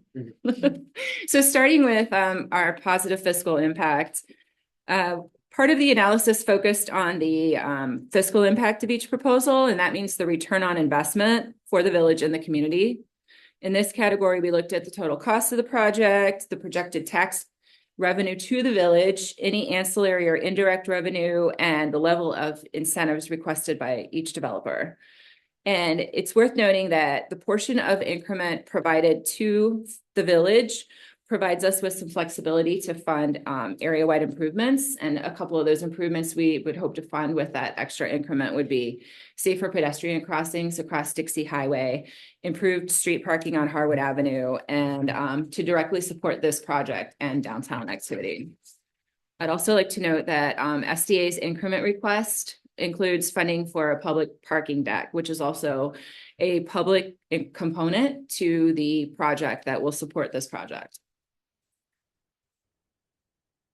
All right, I'll speak briefly to the criteria for quality of project design. We ended up in a situation where we had tremendous quality of design for all of the proposals that were submitted. It's clear that there's a lot of care and desire put into acquiring these properties and developing them into something that's regionally set apart from everything else around it. Primarily what we looked at was adhering to our new design standards that are in our zoning ordinance adopted in 23. One of those standards is the use of tier 1 materials. We have a tier list of materials. We discourage use of our tier 3 materials, which are generally lower cost, cheaper materials, tier 1 being higher. So we looked at the integration of those materials into those proposals. Context appropriate massing, so height, building setbacks, things like that were taken into our analysis and were reviewed by our committee as well. And it was kind of a staff-wide committee feedback on that, what was considered context appropriate. And then interaction between buildings and the sidewalk and streetscape, another major component of our design standards in our zoning ordinance. So we looked at those with that criteria. And you'll just see examples of, again, that really high level design. This was an extremely difficult category to analyze in our for all of these proposals. So that is the SDA proposal. You'll see some of those high quality renderings there. With Holiday, looking at their Ridge Road proposal on the left side and their Chestnut proposal on the right. And then Far South CDC, you'll see in the bottom, or on the left side rather, you'll see the Chestnut Harwood next to Village Hall, and then their Matrix building site on the right side there. So very different designs, but all integrate a large number of those materials, the quality that we're looking for in these proposals. Next, we looked at project experience. Part of that was funding sources. We took a look at how they were funded. Two of the proposals are relying on extra funds and donations, and then one of them would be construction and equity. The actual project experience, Holiday ranked at the top of this category. They have extensive portfolio of very similar mixed use and TOD projects throughout Chicago suburbs, Northwest Indiana. Too many to list on this single slide. It demonstrates their strong track record, I think, with the scale. And then also, if you look at SDA's experience, they have collectively development members from the team have a lot of experience also. They just don't have that experience working together as a development team at this point because they are a new organization. And Far South CDC also has comparable experience. A lot of their experiences in the city of Chicago. Another project component that we've talked about in past presentations has been just the inclusion of open space. We emphasized in the initial RFP, we wanted to see projects that incorporated public open space, things like plazas and places that could be used for downtown programming, things like that, and private open space. So amenities for residents, balconies, amenity decks, things like that. And so we did an analysis of that, and what you saw was a really unique approaches to open space, and you have two proposals that we really wanted to highlight here for that. SDA, the Southland Development Authority, really provided something unique with a number of large open spaces, two plazas in particular, one actually that would be right outside these windows, and then the other next to the Blue Pearl Candle building and the proposed Ridge Road building. That would be, again, programmable, usable public open space. Something that, again, we don't have a ton of in downtown except for Irwin Park. And then would also have that large rooftop deck on the 6th floor of the building, on the top of the building, and then another smaller deck on the Ridge Road building. So really comprehensive approach to open space that especially emphasizes the public open space. And then Holiday Properties also has a small plaza on the corner of Chestnut and Harwood. That would be a public plaza. That would be an area where you could do outdoor seating or have other, just again, additional outdoor space. But also then has a wide variety of private open spaces, an outdoor dining area proposed on the Ridge Road site, an amenity deck, and some other features on the Chestnut property, in addition to the use of private balconies around both buildings. So you see a really comprehensive approach to open space that was really unique to see with these proposals. And then finally, Far South CDC also provided some really unique features, a public courtyard on the Village Hall site, and then a wide variety of roof terraces. It can be challenging to see with the on some of the floor plans, but they really provide a bunch of several different rooftop amenities throughout all of these buildings. It's a really complex design that was really interesting to staff, and we thought it was worth noting to present that to you as well, looking at what these buildings could be in the future for providing outdoor amenities. And then just to briefly note, one of our criteria is, of course, to conform with the Downtown Transit-Oriented Development Master Plan. Both of these sites were slated for redevelopment in that plan and had pretty specific ideas of what we wanted. Mixed-use development, there was an emphasis on a potential corner grocer or a large-scale commercial use on that Ridge and Harwood site, taking advantage of proximity to the train station, with a more residential component on the Village Hall site. And you see that reflected in all of the proposals that we reviewed. The TOD plan is clearly providing a lot of input on the how these projects end up being, I guess, designed. Finally, we looked at the project timelines as we are, wanting this to move forward quickly. especially looking at our matrix building, which we acknowledge we would need to demolish and rebuild. So really the completion time for Holiday was more set because they have the financing in place and they do develop and plan to keep long term in-house, whereas the others were a little more dependent on deadlines from other agencies. So looking at our rankings, we, as I said, Granite Realty Partners decided to withdraw their application before this point. Knowing how we had done our analysis already, we did have conversations with the developers. So we can start with our number one ranking. Sure. So I guess the top ranked proposal based on our evaluation was Holiday Properties. The primary strengths that we reflected in that selection was their extensive transit-oriented development experience. Much of their project portfolio in the Chicago area is focused on these transit-oriented projects, and there's clear financing mechanisms that they rely upon and have demonstrated for these types of projects at this similar scale. The expedited timeline, especially given that TIFs are time sensitive, we want to see these projects turn around quickly, and they've demonstrated that for this project, and that's reflected in their past project experience as well. The higher residential density, we believe, based on our past parking studies, traffic study, that this area can support that higher density, and it supports the highest and best use for this area. And then ultimately, the fiscal benefit that TIF funding the about 3.8 million that's projected based on Ryan's analysis is really positive for the village. It gives a lot of flexibility for performing some well-needed downtown infrastructure improvements, capital improvements, things like that. So that lack of risk was a reason why that selection was chosen.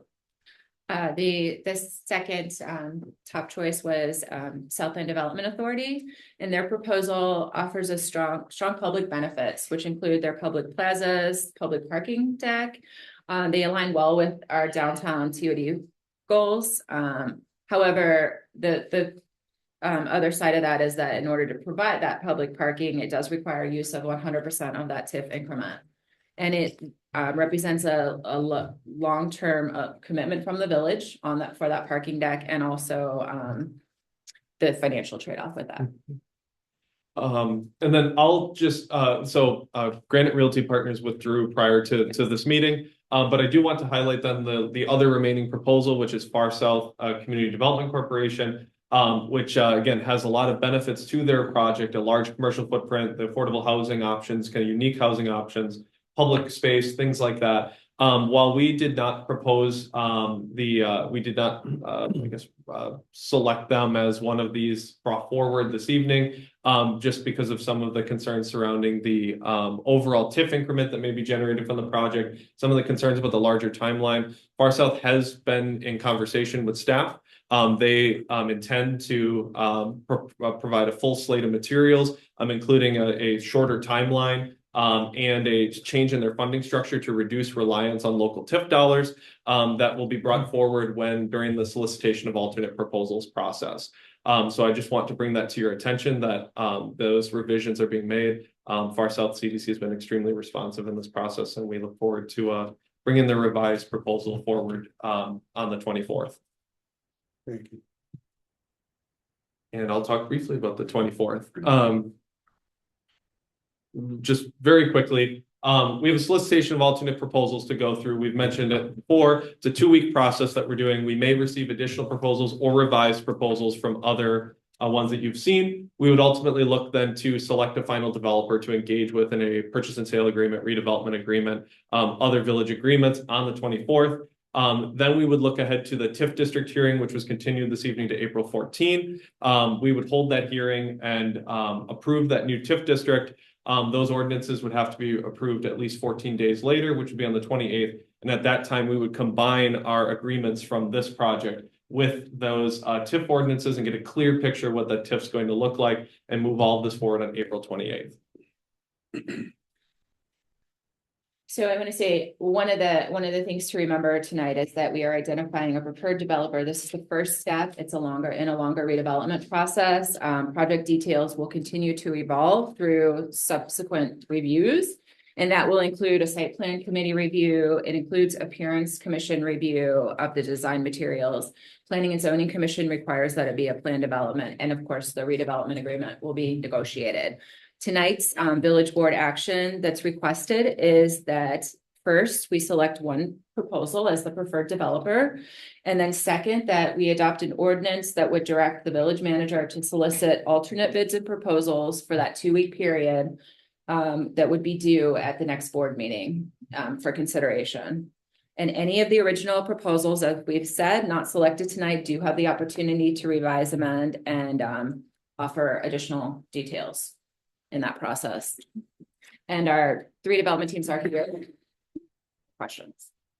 All right, we have 3 of the developers here this evening. Holiday, anything further you'd like to add? Can you please turn the lights on in the back? Good evening, should I approach the Sure, podium? please. Hi, good evening to the citizens of Homewood. Good evening, board. My name is Drew Mitchell. I'm a senior partner with Holiday Properties, and I've made a career out of building transit-oriented development. It's my favorite asset class to play in. In our office in Clarendon Hills, we do self-storage, we do hotels, we do TOD buildings, and this is absolutely what I get excited to get out of bed for. We fell in love with Homewood. It's been a courting process. It would come to find out that a village manager that we got to know very well up in Glen Ellen used to work here. He very much encouraged us to pursue this, and depending upon the decision tonight, it's a hard decision, but we're thrilled that the community is taking this important step actually to advance its downtown. I've seen TIF work. It's a bipartisan tool in a state that, you know, sometimes we don't agree on much, and it can be used really, really powerfully to improve our communities. So I'm excited about the opportunity that sits in front of Homewood. This is a neat site. And we have people that really, really want to live here. And we do have a housing problem. And there's lots of ways to address that. But I would talk all night if you let me. I'll wrap it up here. But we're honored to be here, to have been included in this process. And I would especially applaud Noah and Angela, who came and viewed some of our buildings and said, you also belong in Homewood. So this has been helpful to us. Thank you very much. A lot of work went into it. And I'm done. Thank you. Southland Development Authority. Representative there? Brian? Hello again. We've been up here a few times. So just to reintroduce, so I'm Brian Mott. I'm a proud Homewood resident, live about 3 blocks that way. And so, yeah, we're thrilled to work with Angela and with Noah on this proposal and this project. We're excited to be here. We've got Edward Peck, our architect and planner, that I think he'll say a couple words about the design. I just wanted to clarify one thing too, that I think is sort of a new addition to our proposal that was kind of an update, that just about the funding. So to clarify, our entity is raising an equity fund to bring more equity to the Southland, but we're also just pursuing the project specific financing for this project that would include just traditional equity and traditional construction debt. And then proceeds would be rolled into the equity fund going forward. With that, I guess You could get touch on the timeline. Oh, sure. Yeah, so and also sort of an update as we've worked with our construction partners on this project to try to understand our timeline a little bit better. We're looking for an expedited construction schedule to break ground as early as late summer 2026 and hopefully have a ribbon cutting next fall. So early Q4 of 2027. No, ma'am. Go right ahead. Well, yeah, so I just wanted, I mean, the major things that we explored here being local and understanding parking in this parking lot for the, you know, all of the farmers markets and all of the events in Homewood as a local community member, you know, realizing the parking and how much of a concern that is in the community. So our option, you know, we're taking more of the TIF, but we're providing more back to the community. And so we actually give back 57 parking spots to the community that are open to the public. So we're providing parking for our own buildings and our tenants, but we're also providing parking for the community. And I think that's a big component that, yes, you could ask anybody to do that, but I think we understood kind of the need of this community and figured out how to do that in a way that actually developed our open space plan as well, because we had that parking garage and we kind of set it back to the north side so that right out here, we would have this large plaza. So one of the key things to our proposal also is that we're able to give about 22% of the site back to the public. So that's how dense we are and how the building footprint and how we manage the site. And I think that's a huge thing, because not only is it just a little park for you, but it helps engage and enliven that streetscape that we're trying to do.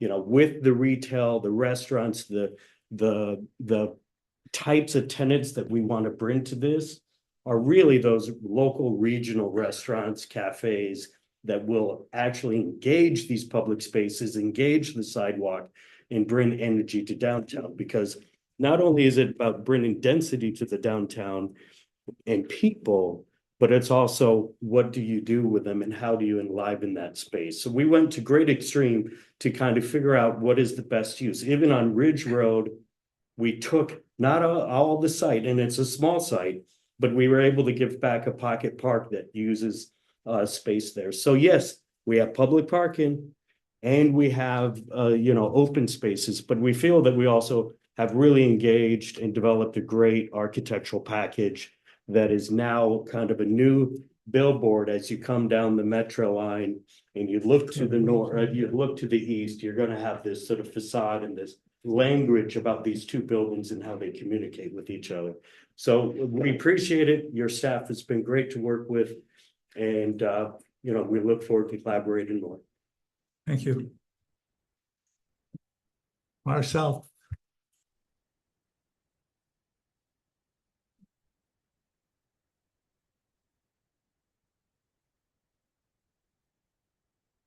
Evening, everyone. Evening to the trustees and the board and the mayor, and to the staff and to the audience. I just want to personally thank Noah and Angela.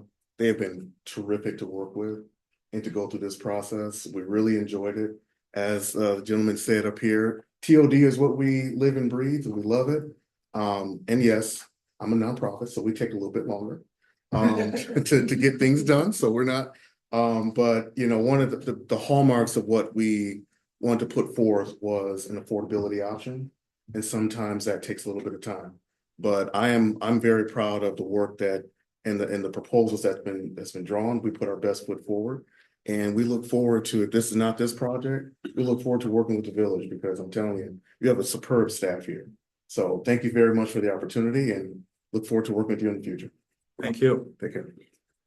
Comments or questions from the audience?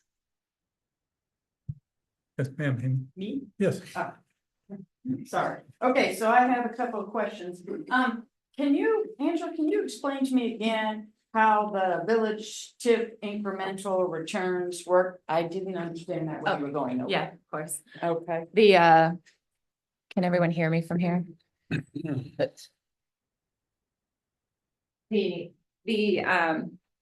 Each project requested a certain increment from the TIF, and the increment is the property taxes that are paid in. And so each project, because they're slightly different, pays in a different amount of property taxes and as requested a different amount back.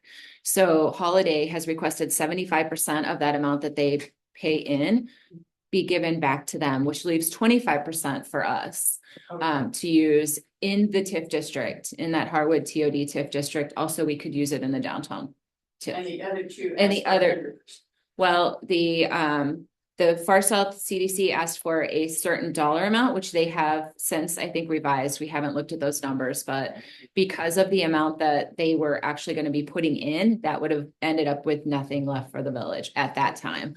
And then for Southland Development Authority, they are asking for 75% for the building and 25% for the parking deck, which leaves 0 to the village too.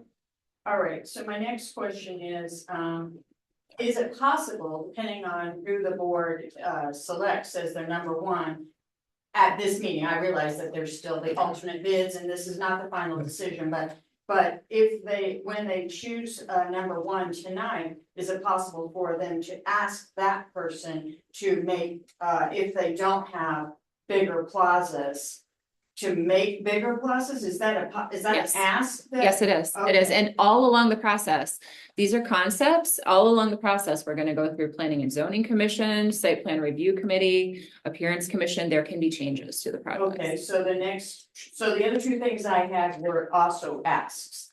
One was, if it's possible to, have at least part of the retail space be a market rather than another restaurant, because you want to have the downtown area be a place where people are walking and go grocery shopping. I mean, it doesn't have to be a big thing, but I was just asking about that. No, two of the projects actually did suggest a market as part of it. Awesome. Yeah. And then the other thing was, I really liked the component of having at least a portion of the housing be affordable housing instead of just all market value. Is that an ask that can happen too?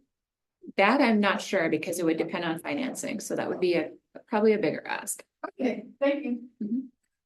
Other question? Yes, ma'am. This will be a question for you, I'll stay here. the person of the night. So I saw I do construction and I saw vastly different amounts. I think the first one was $40 million. The second one was $46 million. And the third one was $80 million. Yes. That's a big swing from the first project to the third. Yes. project. Yes, it is. So is there any information on what, because that's almost double, right? So what is the big swing, and, from your perspective, going through the proposals, if you can share that, because that's a big difference. It is. Either somebody is underbidding or somebody is overinflating, and I'm not accusing anybody or anything, she's a numbers person. So is there any information to kind of make? Honestly, I don't have information on that. We did note that too, that there's a big difference there, but I don't know where those numbers are. We don't have that level of detail at this time. Okay, But- my second question, final question, I did see something on the third proposal about a comment grant. Yes. I mean, how is that playing into the proposal? I don't know if that's a project, specific question, or, cause I worked for the company for many, many years, and I don't know if it's a renewable grant, or how is that kind of playing into the finance? Again, we'd have to look in more detail on their financing. It would be a question for the developer. So, Okay. Anyone else? Yes, ma'am. It's not really, it's not really, it's a comment. Okay. Don't worry. Thank you. Thanks, Liz. Yeah, so I just, when we talk about highest and best use, it's not always about the money. It's all other factors, and some of them are the community spaces that it's creating. And I think having that public space with actual public open space like plaza is super important to like what we want to see. I know I was on the transit oriented committee, and I think that was one of the things that the entire community said we need more of. We need more spaces where we can come and be together as a community, that we aren't having to necessarily spend money. So I think even though the Southland Development Authority's project is asking for more of the TIP increment, it's giving more back to the community. It's giving that green space back, it's giving the parking back. I don't have to tell y'all know parking, whether it's perceived or real, parking is a huge concern in the community. People do not want to walk from the farmer's market at 183rd and Park Avenue. So having that public parking be here where it always has been, I think is really vital and adds a lot to the proposal. So I just hope that you take all of that into consideration, that it's not always just about the bottom line, that there's other considerations that add value. Thank you. Anyone else? Yes. Question regarding the TIF. Is this in the TIF district now? Yes, Both properties are now in a TIF district. yes. They have nothing to do with the upcoming. They will be in the upcoming District 2. I can explain Yeah, that. you, Chris. Right now, they're in the downtown TOD TIF. If the board moves ahead with this, the plan is similar to what we did with alleys out on the west side. We would shrink the downtown TOD TIF and create a new TIF with these properties. So they'd be separate, so it would be an entirely new TIF. And for that TIF, you're talking about it generates some excess for the village. Correct. My understanding according to state law, and maybe don't have this right, those funds have to be used in that district? Yes, they do. Okay, so when we say it's money for the village, it can't be used for paving my street. No, it can be used for infrastructure in this area. Just want to make sure I read. Yes, you're right. Correct. One last question, anyone? If not, board comments. I just like to say before the board make comments, I'd like to thank all three of these developers. And also Granite who withdrew as well. It's not easy decisions. We looked at the analysis that Noah and Angela had prepared. And I had spoken to Mark Franz, our former village manager, who is now the manager in Glen Ellen, who wholeheartedly endorses Holiday as well. It's a difficult decision, but in my mind, I think Holiday presents the best option for the village. Board comments. After listening to all the presentation information from Angela and Noah, they really did a good job in bringing to the board all of the expertise, the details, in selecting.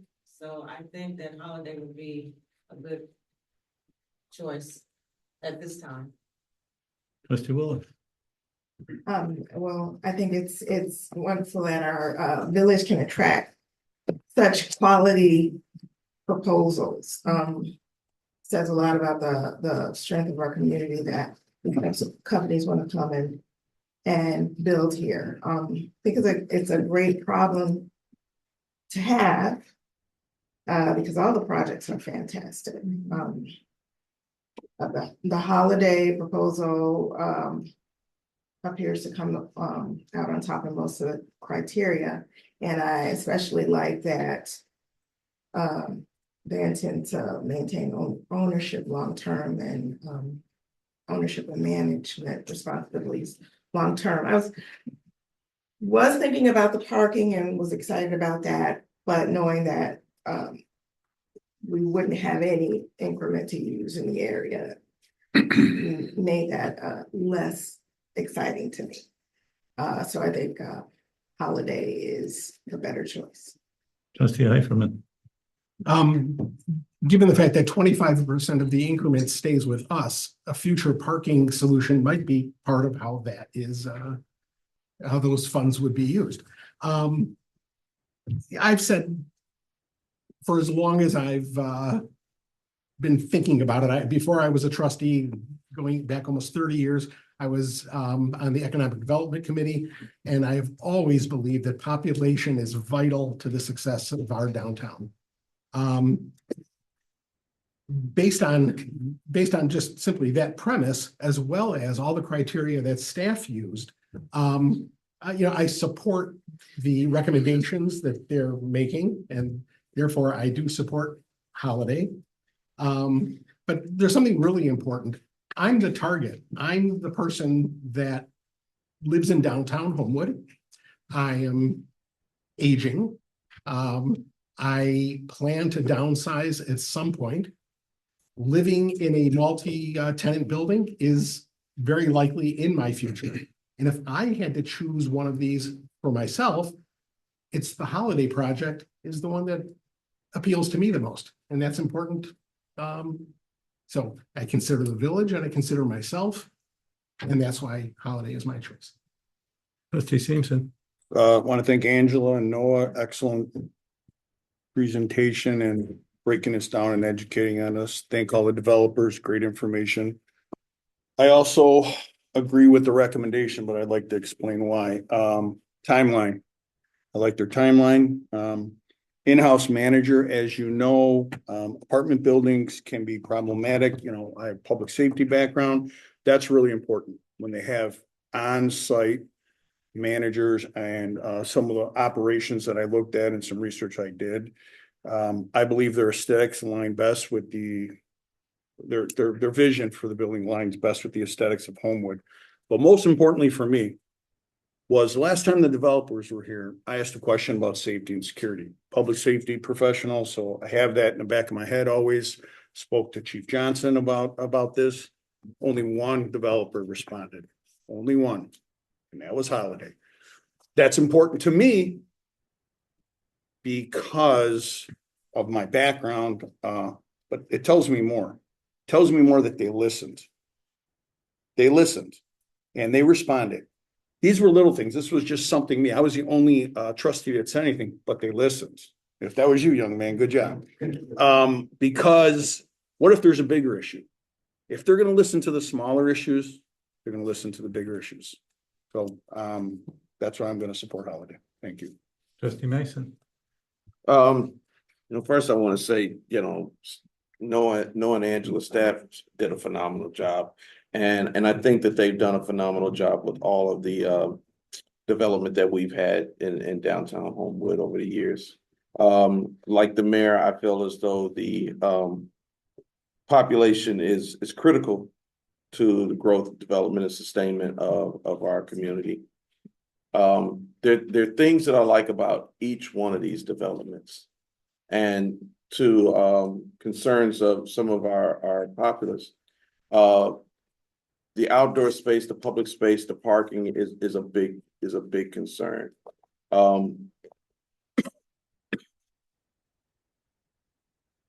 I do really like the fact that Holiday is going to maintain the ownership of this facility, and that to me speaks volumes about maintaining the integrity of the building, as well as being a active participant in our community and understanding kind of the character of the village of Homewood. So I really appreciate that.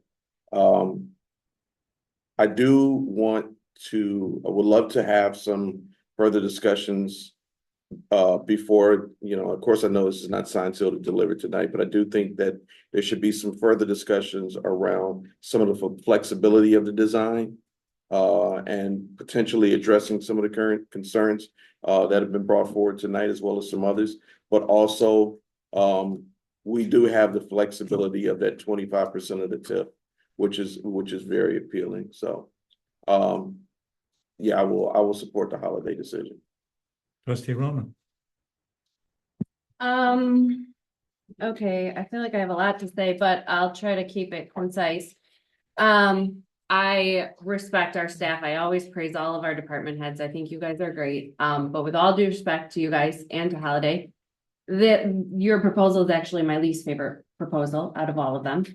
And there's a few reasons why. I know that we've given strong weight to the funding source, but the funding source requires a 2-bedroom apartment to be rented at $4,400, which prices out our community. So the counter to that has been, it will attract other people from other communities that maybe can't afford other communities. I don't care about that. I care about our community. And I care about the fact that if we're going to give land to a developer to develop a beautiful building, that we can have people like Trustee Heiferman who want to downsize stay in our community. A little background, I'm a realtor. I know that we have a housing need in our community, specifically a rental housing need.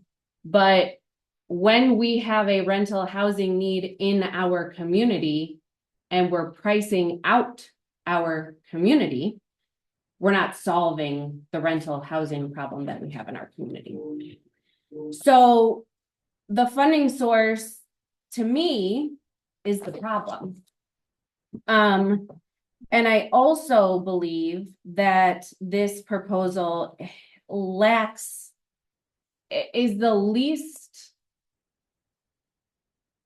I'm trying to find the words, like it does not have a pulse on our community and what we want and the needs.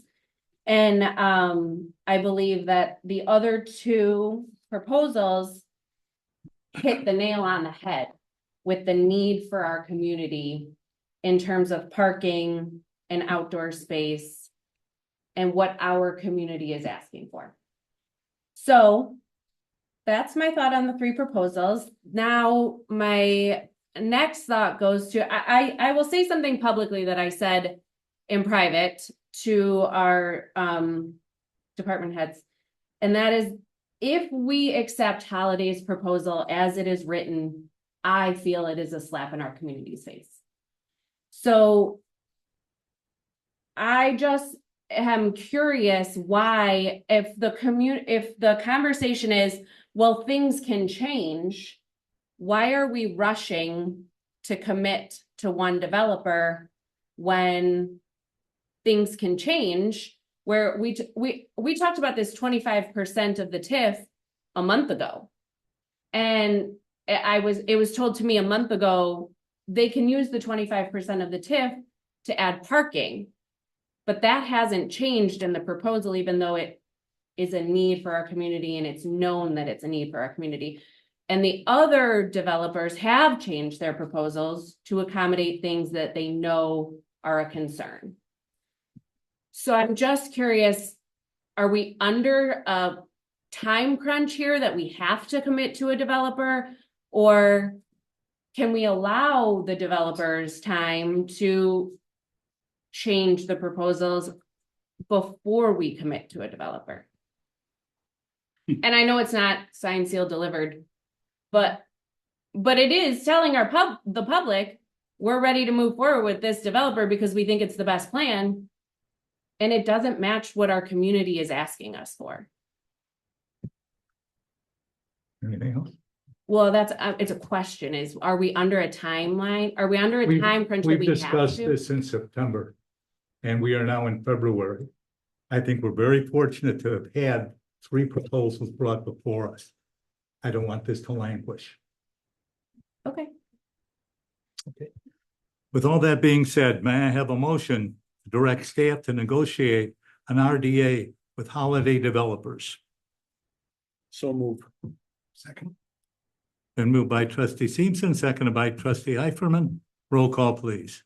Trustee Harris Jones. Aye. Trustee Willis. Aye. Trustee Heiferman. Aye. Trustee Simpson. Aye. Trustee Mason. Aye. Trustee Roman. No. Motion is approved. In the second portion of that, may I have a motion to solicit alternate bids on 2066 Ridge Road and 2024 Chestnut Road? Second. Been moved by trustee Harris Jones, seconded by trustee Mason. Roll call, please. Trustee Harris Jones. Aye. Trustee Willis. Aye. Trustee Heiferman. Aye. Trustee Simpson. Aye. Trustee Mason. Aye. Trustee Roman. Aye. Motion is approved. Thank you all. And Ms. Zakowski, liquor license request for Bevda Wine and Spirits.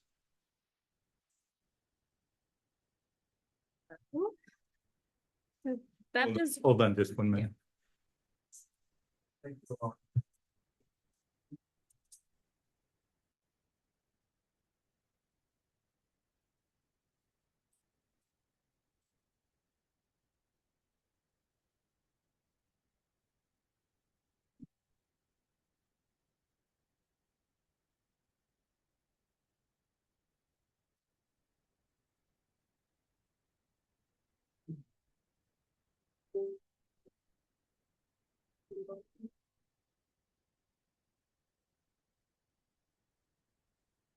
We're ready. Bevda's Wine and Spirits has requested a Class 2 liquor license for their location at 3043 183rd Street.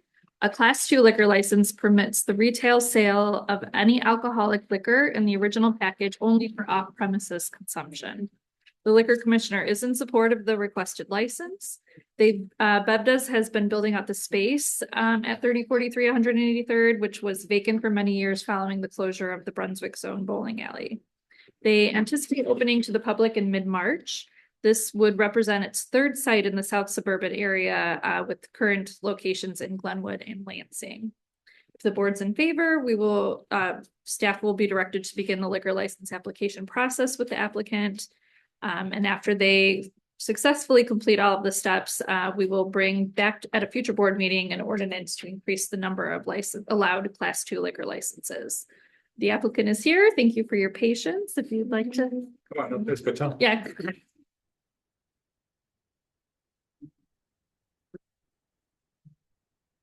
Good evening, village board. Good evening, community. My name is Kunjal Patel. I am Sopan Patel's sister.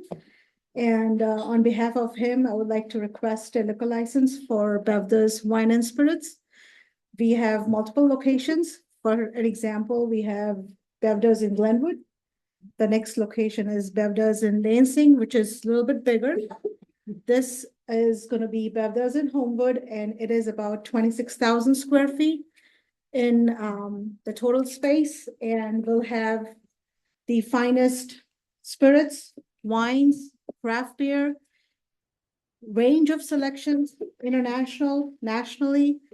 And besides this, we will also have wine tastings during the summertime, bourbon tastings and Scotch tastings during the wintertime, where people who want to learn about the spirits, communicate.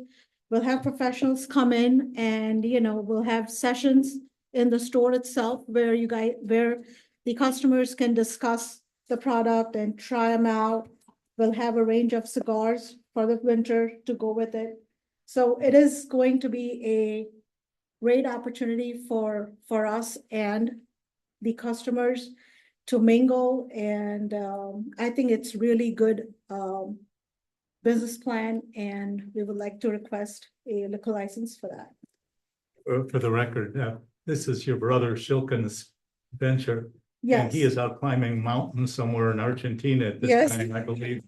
And he asked if you represent him. Yes. When I first talked to him, I had asked if he could do something like a Binny's.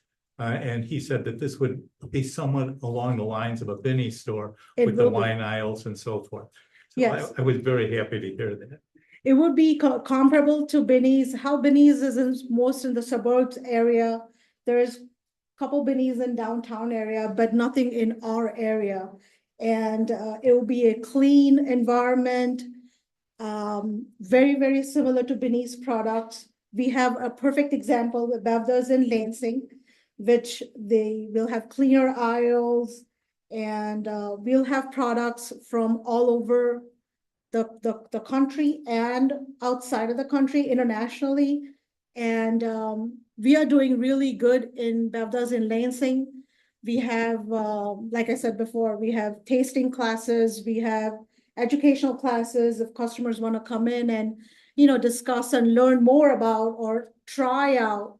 The vendors would bring in different different items where you can try out, and it's Sure. going to be a great opportunity Okay, for so the more of an upscale wine and spirits store. upscale wine and spirits. Yes. Any comments or questions from anyone in the audience?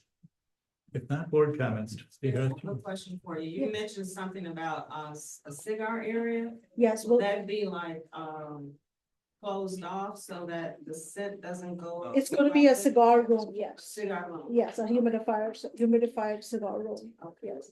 And construction wise, we're almost we are about 3 weeks away in the construction wise. So we'll be opening around St. Patrick's Day. That's all right. Might be a good time to open. Trustee Willis. Thank you. Trustee Hodges. Very quickly, 3-4 years ago, you asked me to go to Lansing on Torrance, take a look at this store. What do I think of it? I went in blindly. I saw it was clean, well-run. And so for that reason, I have no reason not to support it.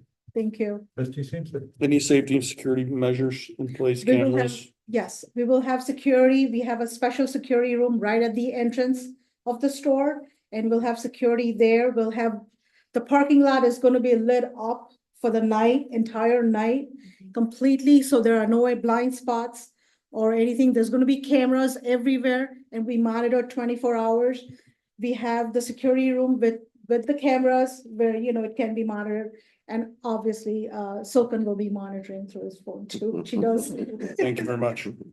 Trustee Mason. Just to clarify, Trustee Harris Jones' question about the cigar room, it's not a smoking room. No, It's it just won't for be the a sale of cigars. Yeah. And will this be the largest location? It will be the largest location, about 26,000. Will it be the best? It'll be the best. Okay. Thank you. She has to say that. She's here. It'll be the best. Right. I don't really have anything to say other than we've been watching the progress as we've been driving by and good luck on everything and thank you for choosing to invest in our community. Thank you. I just want to mention one more thing, that way back in 2003, when Silken got out of graduating his college, his bachelor's, he did not work for quite some time, and the first store he opened was in Homewood, Homewood Liquors on Halsted Avenue. That was our first family store. With deli and liquors. Yes, Homewood Deli and Liquors. That's how he started. And the deli shrunk to. Deli shrunk. Slim Jims. Slim Jims. Yes. All right, may I have a motion to direct staff to start the initiation of a liquor license, class 2 for beverages. So moved. Second. Been moved by trustee Simpson, seconded by trustee Mason. Roll call, please. Trustee Harris Jones. Aye. Trustee Willis. Aye. Trustee Hyperman. Aye. Trustee Simpson. Aye. Trustee Mason. Aye. Trustee Roman. Aye. Motion is approved. Thank you. Thank you so much. Have a good evening. It's again, as a council. We have another liquor license request. This one is from Maison de Fleurs. If I'm saying that correctly. They've requested a class 5 liquor license for their location at 1916 Ridge Road. A class 5 liquor license is available to establishments that are primarily serving meals prepared in their kitchen. They have a seating capacity for the service of meals, and they're permitting the retail sale of alcoholic liquor for on-premise consumption only, and they have no bar. The liquor commissioner is supporting this license, and the business has been operating since August of 25. They offer herbs and botanicals, a savory light fare, and fresh and delicious pastries. They are now seeking a liquor license solely to use alcohol as an ingredient in approved tea-infused beverages. This request is not for bar operations and doesn't include any bottle sales or bar-style service. And once again, if the board is in favor, staff will begin the liquor license application process and then come to a future board meeting to increase the number of allowed class 5 liquor licenses. Is the applicant here? If you'd like to come forward.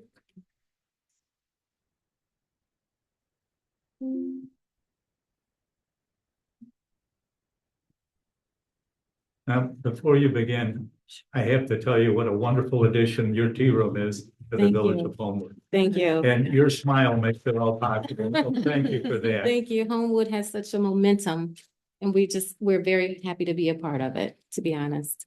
I'm still new with all of this, but I appreciate meeting with the board tonight. My name is Lenise and the owner of Maison de Fleurs. We are a tea forward cafe and floor atelier focused on refined hospitality, food, and curated daytime and early evening experiences. So my request here is very limited. It's an extension of our tea program through tea infused alcoholic beverages. So I want to be clear what this request is not and what it is. We are not seeking to operate a bar. We are not requesting to sell bottles. Alcohol would only be used as an ingredient to our tea. So tea infused alcohol. The scope is intentionally narrow. The alcohol will be stored securely in a locked out of sight location, accessible only to trained staff. So all our staff who are actually involved have their basic certifications, which is consistent with our cafe menu and curated events. It does not change the character of our business. We are strong with making sure the cafe is tea focused and centered on calm, thoughtful hospitality with occasional curated experiences. So guests attending afternoon tea and special occasions often expect traditional tea inspired beverages. So we've gotten quite a few requests to have champagne or other little ingredients to enhance their experience. So we've approached this very carefully and respectfully, and we've, of course, trying to go through the proper channels, and we're comfortable with operating within the conditions if the village feels appropriate. So thank you for your time and consideration. Any comments or questions from anyone in the audience? If not, board comments, trustee Harris. I just want to let you know, trustee, myself and trustee Willis came into your establishment. Awesome. Thank We you. had a great time. It's just Nice. beautiful. Beautiful. Thank you. I believe your comment was you felt like a princess. Was that correct? I believe that's what you told me. That's what you said. That was, we appreciate that. High compliment. Trustee Willis. Yes, we absolutely had a wonderful time, so much so that I have dragged like 3 or 4 different friends to come with me. I didn't have to drag them after they got there. Everybody loves it now. I tell everybody about it. It's a Yeah, we want to beautiful keep place. that going. We know we're a small business, but we are really enjoy, Homewood has received us so well. Doing we're my thankful. part. I'm telling everybody. Thank you, thank you. You appear to be a success and people love it in my neighborhood. I think it's great that you're there and I wish you continued success. Appreciate that. Trustee Simpson. No, I support it. I plan on taking trustee Mason on a date there soon. Totally support it. After they get the champagne. Right. Feel like a princess. I feel like a princess. No, I think you have a wonderful business. It's a wonderful addition to Homewood. It fixed the character of our community. Yes, So absolutely. grateful for you being here and want to be a part of helping you succeed. Trustee Roman. Yes, I echo everything that everyone has said. I'm embarrassed to say that I have not been, even though it's walking distance from my house, but I have heard nothing but amazing things. And I'm not gonna lie, when I saw this on the or on our agenda, I thought, ooh, maybe mimosas, and that would get me in the door. But I'm still coming by. Everybody raves about it. I always see people coming and going. We're just really excited to have you here and would love to see your business expand. Thank you. Tell us a little bit about the business. Quick, the audience is yours. Yeah. You're on television. Hours, The hours, the name of it, what you have, what you're. Maison de Fleurs. That's how you pronounce the name, meaning House of Flowers. So we've been in the industry over 20-something years. I have a passion for tea and flowers. And so this is me narrowing down my business, at least I thought, having the brick and mortar. But open Wednesday through Sunday, as early as 8 o'clock. And Wednesday and Thursday, we close at 7. Friday and Saturday, we close at 8. And Sunday, we close at 5. So if you haven't been there, you're in for a treat. One quick question for you. Reservations required or? It's not required, Okay. but we highly recommend it on the weekends. Until your expansion. It's. We'll work on that with you. Coming next, all right. Thank you. Right, may I have a motion to approve the direct staff to draw up a class 5 liquor license for Maison de Fleur? So moved. Second. Then moved by trustee Mason, seconded by trustee Harris Jones. Roll call, please. Trustee Harris Jones. Aye. Trustee Willis. Aye. Trustee Hyperman. Aye. Trustee Simpson. Aye. Trustee Mason. Aye. Trustee Roman. Aye. Motion is approved. Thank you. I told you it was painless. General board discussion, trustee Harris Jones. I would like to thank everyone for coming out tonight, voicing your opinions, listening, learning, and just coming out to support, the community as a whole. I would also like to thank Matt for his extensive presentation about Prairie Lakes. We greatly appreciate all the information. Yes, thank you, everyone. It's been a long meeting and now it's time to go home and go to bed. So, have a good night. As the mayor Matt, you said. could have gone home an hour ago. No, I have nothing to add. What a productive meeting. I agree. Trustee Simpson. Yeah, thanks everyone for coming out and all your involvement. I'm passionate about school safety. It's just something I'm interested in, involved in. And we like hearing your comments, Mr. Landry. We're open. I know the one lady that's not here, she left. Had discussion with Chief Johnson over many months now. But obviously we have some stake in the game here, but ultimately it is a challenge for us because it's in a separate town. These are just points of interest. They have their own school board. So those things are definitely very challenging for us, and I hope that you're sharing your concerns also with them as well as with us. And we're gonna definitely partner with them, and Chief Johnson's all in on that as well. But we have to get them involved for the change to make to happen. So I just wanted to bring that up. Trustee Mason. Thank you all for hanging with us, for the past 4 hours we've been here. Seems like. And I appreciate all of the presentations. Matt, thank you for sticking Yes. around. Thank you for your presentation. Noah, Angela, Amy, everybody who's presented. But also, if you've been watching any of the notifications from the app, you've been seeing a couple of water main breaks across a lot of water main breaks. So I just want to thank our Public Works Director, Josh Berman, and his team for jumping on top of those and making sure that we have as little disruption as we have. We appreciate you guys being out there all the time, Josh. Trustee Roman. Yeah, there have been a lot. Mhm. And my response was, oh gosh, those poor guys and girls out there working them all. But so thank you for everything. And I'll just echo everything that's been said. Thank you all for being here, for wanting to be involved in our community, being involved in our community. This is a long meeting. Thank you all. This is a good meeting. This is what local government is all about. Yep. We saw industrial development, we saw in-town development, we saw concerns addressed. It's a meeting that was very, very productive. I'd like to thank all of you for being here tonight, and especially thank the board for all of your comments. With that, may I have a motion to adjourn, please? So moved. Second. Been moved by trustee Mason, seconded by trustee Roman. Roll call, please.